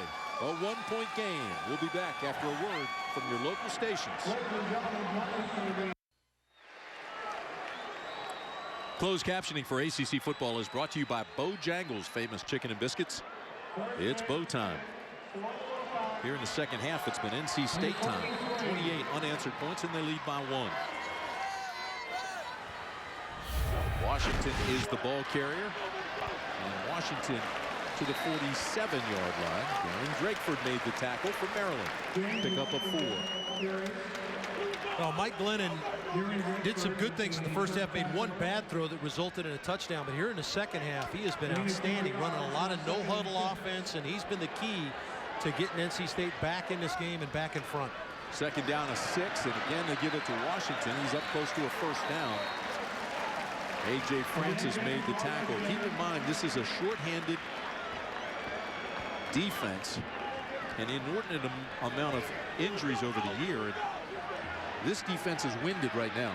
Well, and I think if you're NC State now, there's going to be a timeout. They're going to check this. They're going to measure this because James Washington got close enough to take a look. But if you're NC State, I think you stay aggressive, Tim, for the reason you just suggested. This is a Maryland defense that really hands on their knees. They've been on the field virtually the entire second half. In fact, Maryland hasn't converted a third down situation, 0 for 4 so far in the second half. And it's a first down for NC State. I would stay in aggressive mode. Yes, you run the football, but I think you stay in a no-huddle offense and you keep moving the football and try to put in a score on the board.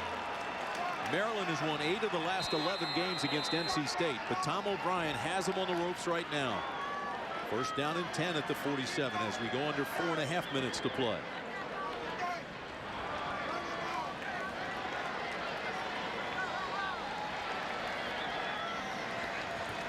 And again, it's Washington. Left side.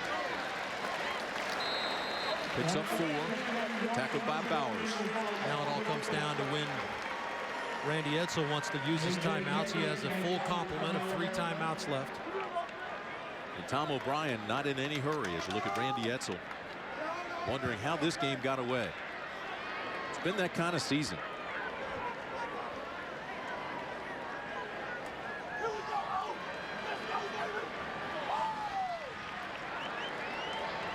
Second down and 6. Creasy. He may lose a yard. A.J. Francis got there. But again, they're trying to melt the clock, shorten the game with a 1-point lead. Yeah, and Randy Edsall burned his first time out right there. Incredible football game. It's been a game of 2 halves, Arch. And how about the NC State comeback? Down 41-14. It started with the Tobias Palmer touchdown. Then you come back. Tony Creasy catches the little delay to the inside. His second touchdown of the game. Now you get the quarterback. The quarterback punches one in. And then you get the turnover. Earl Wolf with the interception and return. And James Washington cashes it in. There were 2 turnovers within that sequence. Megan fumbled the football also in there, and NC State comes back with 4 unanswered touchdowns. As you look at the last 4 possessions for NC State, the Wolfpack has had 46 plays in the second half. Maryland only 20. It's hard to win when that happens. Yeah, it's twofold. One, obviously you're not staying on the field to give yourself an opportunity to score, and 2, your defense is on the field and it becomes gassed and you can't stop the opposition. So for everything that was going right for Randy Edsall and his team in the first half has gone terribly wrong for him here in the second half. They're getting turnovers, cashing them in, and they have not been able to do that here in the second half. When it was 41-14 Maryland at the half, a lot of folks had left. They were out tailgating. And they didn't come back to start the 3rd period. But when NC State went on this tear, the stadium has really refilled. And you can see the dejected Maryland Terrapins. Well, Maryland at halftime was 5 of 7 on 3rd down. In the second half, they have not converted a 3rd down, 0 for 4 on 3rd down. So really, that's the tale for Randy Edsall's offense. They've not been able to stay on the field. Well, NC State now faces a 3rd down and 6 at the 43. Coach is trying to jack up the Maryland defense to make a stop. They need the ball back. Creasy in the backfield with Glennon. Glennon to throw. Backside pressure. The ball over the top. And incomplete. There is a flag. Palmer had stopped running, but this may be defensive holding. Actually, it's against Maryland. Trenton Hughes comes on a corner blitz off the left side to Glennon's back. And boy, I mean, you're going to call that every time. I mean, in the safety era that we're in and taking care of the quarterback, you can't squeeze the trigger on the quarterback after the ball's gone. Well, if you can read lips, you know that Randy Edsall wasn't happy about the call. First down and 10, NC State now at the 28. And it becomes even more difficult for the Maryland Terrapins.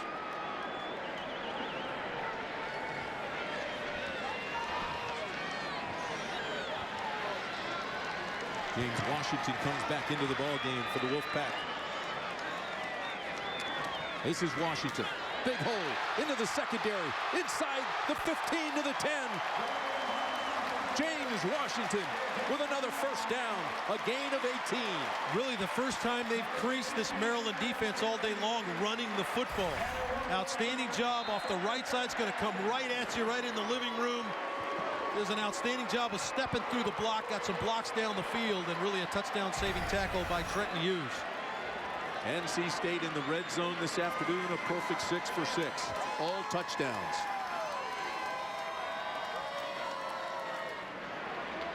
Glennon bleeding the clock as much as he can. Under 3 minutes to play. If you're on defense, you still have to be thinking this is a one-point game. We need to make a stop. And there goes the hat again. You hope there's not a head in it. Joe Villano makes the tackle, but a Maryland helmet went flying. Well, Joe Villano has played well. We've talked about him today. Legacy guy. His pop played for Maryland. He's been good today. 7 tackles and a sack for Joe Villano. Timeout, Maryland. Arch, how about the BMW Ultimate Drive? Well, it started with the turnover. Earl Wolf gets the interception, an outstanding return, and then Glennon did a good job of distributing the football. George Bryan with a catch. Here's his young running back, Creasy, that gets it down inside the 5-yard line. And then they finish it off with James Washington punches it in, and the comeback is complete. Let's go back to the studio and Danielle. Thanks so much, Tim. ACC-SEC rivalry weekend continues with Clemson at South Carolina tonight. This is the second longest continuous rivalry series in the nation. Tonight is their 109th meeting, and the Tigers have lost the last 2. All right, Danielle, thank you very much. Here at Carter-Finley Stadium, 2 minutes and 40 seconds remain in an incredible game. NC State leads 42-41. Incredible the turnaround. You see how good Maryland was in the first half, 34 points in the first half, but it's a 21-point fourth quarter that's allowed NC State to come back, and they're on the verge of clinching a bowl bid. Keep in mind, even if NC State scores and goes for the 1-point conversion, Maryland still is alive. 2:40 to play. James Washington, the lone setback. This is Washington. To the 3, to the 2. And that's where they're marking. Maryland punches their final timeout. Again, it's Villano and Monroe who make the tackle. Those two fellas will sleep well tonight. Well, Tim, you go back, and the reason we've got a 1-point game is because of what happened in the kicking game. And it's a tackle. Ferreira, their main kicker and punter, trying to make a tackle, gets hit from behind by his own player. Sustains a neck injury. Fortunately, he's able to walk off, but the young kid comes in after you said changing his jersey and misses the extra point. And that's the difference right now. And you hate to put it on him. He's done a nice job since he's come in. Other than that miss, he's had some good punts, a couple of extra points. Let's go downstairs to Mike Hogwood. Mike. Tim, if this score holds, this will be the second biggest comeback in the history of the Atlantic Coast Conference when two teams are playing each other. In 1992, Clemson was down 28 to Virginia and came back and won. But this will go up with one of the all-time great comebacks in the history of the Atlantic Coast Conference if it holds up.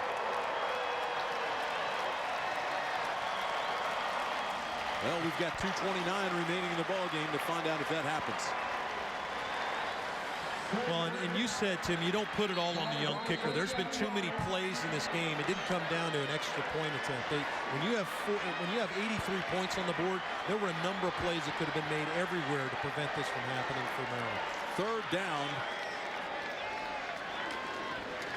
Right side, touchdown, NC State. There is a flag.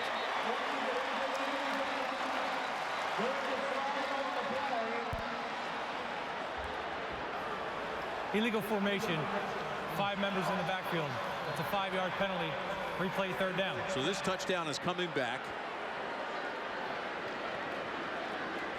Washington will stay in the game after what appeared to be a touchdown. Tom O'Brien looking on.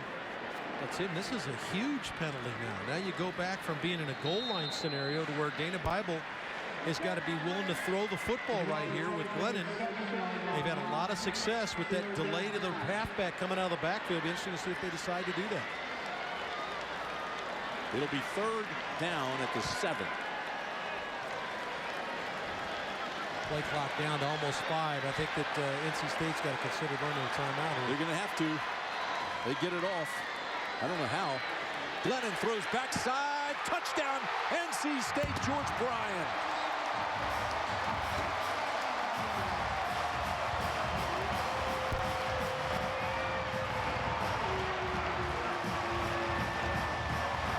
Just barely got it off before the play clock expired. 7-yard touchdown strike. Glennon to Bryan. And it's a great call, Tim, because it's that hidden receiver scenario to George Bryan, the senior. And how about a way to cap off a career here at Carter-Finley with the senior catching the football for the touchdown. 8 catches for Bryan today. Tremendous afternoon. The extra point is up, and it's good. But it's still a touchdown and a 2-point conversion away. It shows sprint to the right. Bryan comes back underneath all the defense and slips out the backside.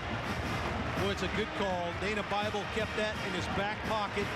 That might even be a 2-point conversion type play that they held in their back pocket, waiting for the right time to call it. Boy, an excellent call. Tom O'Brien pleased with the result of that. He's got to be proud of the way his kids hung in. Down 41-14. I think a lot of teams would have said, okay, that's it, especially with a lot of your fans heading to the parking lot. But a number of those fans who were watching maybe in the parking lot came back into this building, because we've seen a number come back into the building to stay to watch this outstanding comeback by the Wolfpack. Well, the players get a lot of that from Tom O'Brien. He's tough as nails, no-nonsense Marine. He's still avoided tours of tax, quality guy, family man, excellent football coach. And they've now got 35 unanswered points here in the second half. Yeah, you can't say enough about the resolve of Mike Glennon and the rest of the NC State offense. They had made a number of errors, fumbled the football, done a number of things wrong, but they hung in there, kept fighting, and were able to keep this Maryland defense on the field. Still can be a one-possession game. Does Maryland have any fight left in them? I think they probably do. This kick will be taken by Justice Pickett.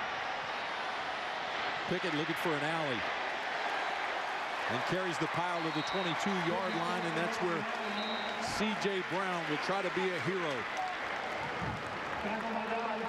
Our peak performer of the game. Who do you like, Arch? That guy right there, Mike Glennon. And you throw for 5, even though he threw 1 to the other team, so give him 6 as he gave 1 to the other team. But he's been outstanding. Really never lost his focus, never got down. You never saw him hang his head.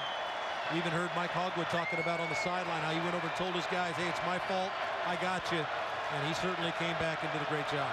C.J. Brown, the quarterback, with 2:11 to play. Throws to Meggett. Meggett breaks a tackle. He's across the 30 looking for a block. Out to the 36-yard line.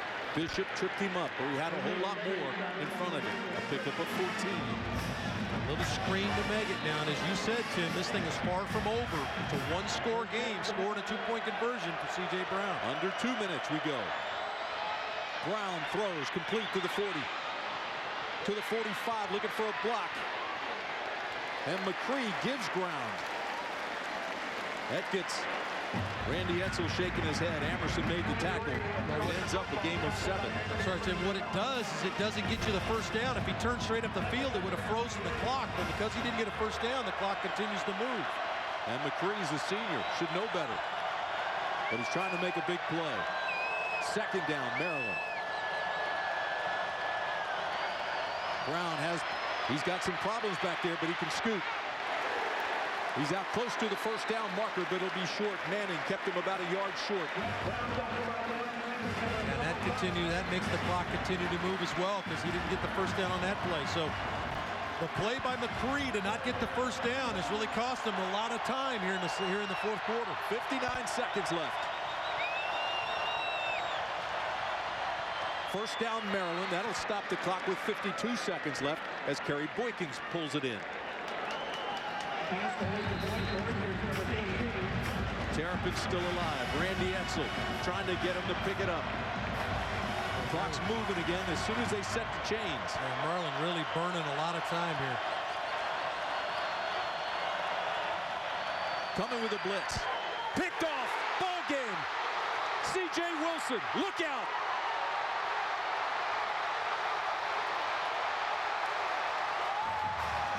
Game, set, match.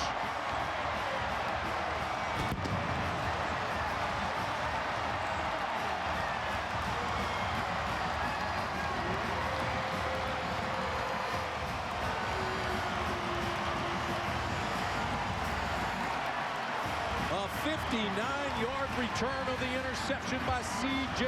Wilson.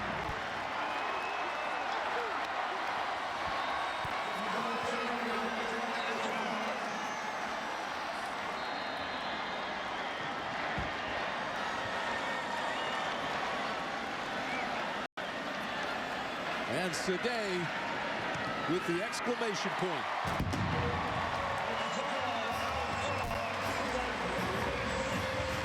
Well, so often the case, Tim, when you get an interception like that, where a guy makes a play and runs for a touchdown, the quarterback and the receiver not on the same page. Boykin's running up the field. He's expecting the ball thrown down the field. I'm sorry, Dorsey, but he doesn't catch it. And Wilson returns for a touchdown. They weren't locked in. And C.J. Wilson really fought hard today, but boy, what a comeback by NC State. C.J. Wilson, see you later. 56-41 Wolfpack. We've seen a lot of great football this season, Tim. The ACC's been phenomenal, but today might have taken the cake. 42 unanswered points by the Wolfpack in an unbelievable second half. 97 points scored here this afternoon in Carter-Finley. And this place is rocking. You got a feel for that guy. Joe Villano had a heck of a game. And NC State is going bowling.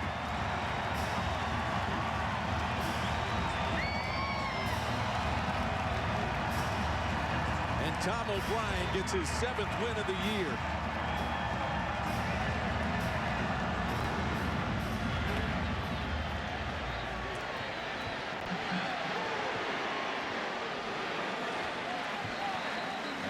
With 20 seconds to play in this ball game. Well, for the Maryland Terrapins, a team that was all but counted out. They came in here and played their hearts out. This is a team that averages only 22 points a game. They hung 41 on them in the first half. It was 41-14. But just like against Clemson a month ago, the defense depleted, was unable to sustain it. State comes back and wins it 56-41.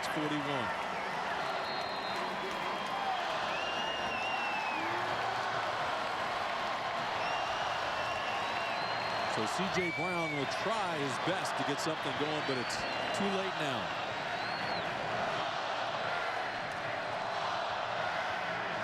Brown going deep.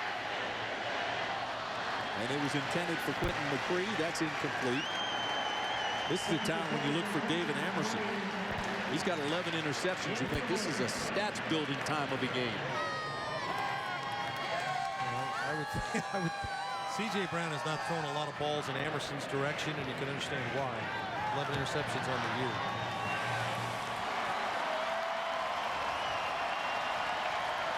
A heartbreker for Randy Edsel. He'll end his first year at the helm of the Maryland Terrapins with a 2-10 record.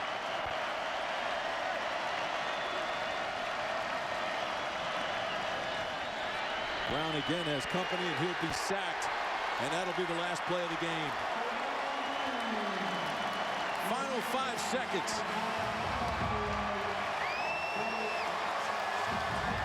And NC State is going to a bowl.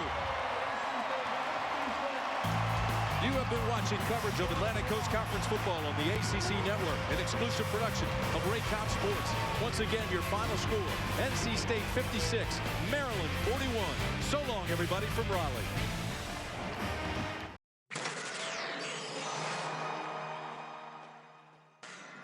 The celebration continues at Carter-Finley Stadium in Raleigh, North Carolina, where the NC State Wolfpack has completed its biggest comeback ever and beating Maryland 56-41. An incredible afternoon of football and certainly a game of two halves. Well, you and I are still breathing hard like we were in a no-huddle operation. They certainly could feel for Maryland's defense. They were on the field the entire second half.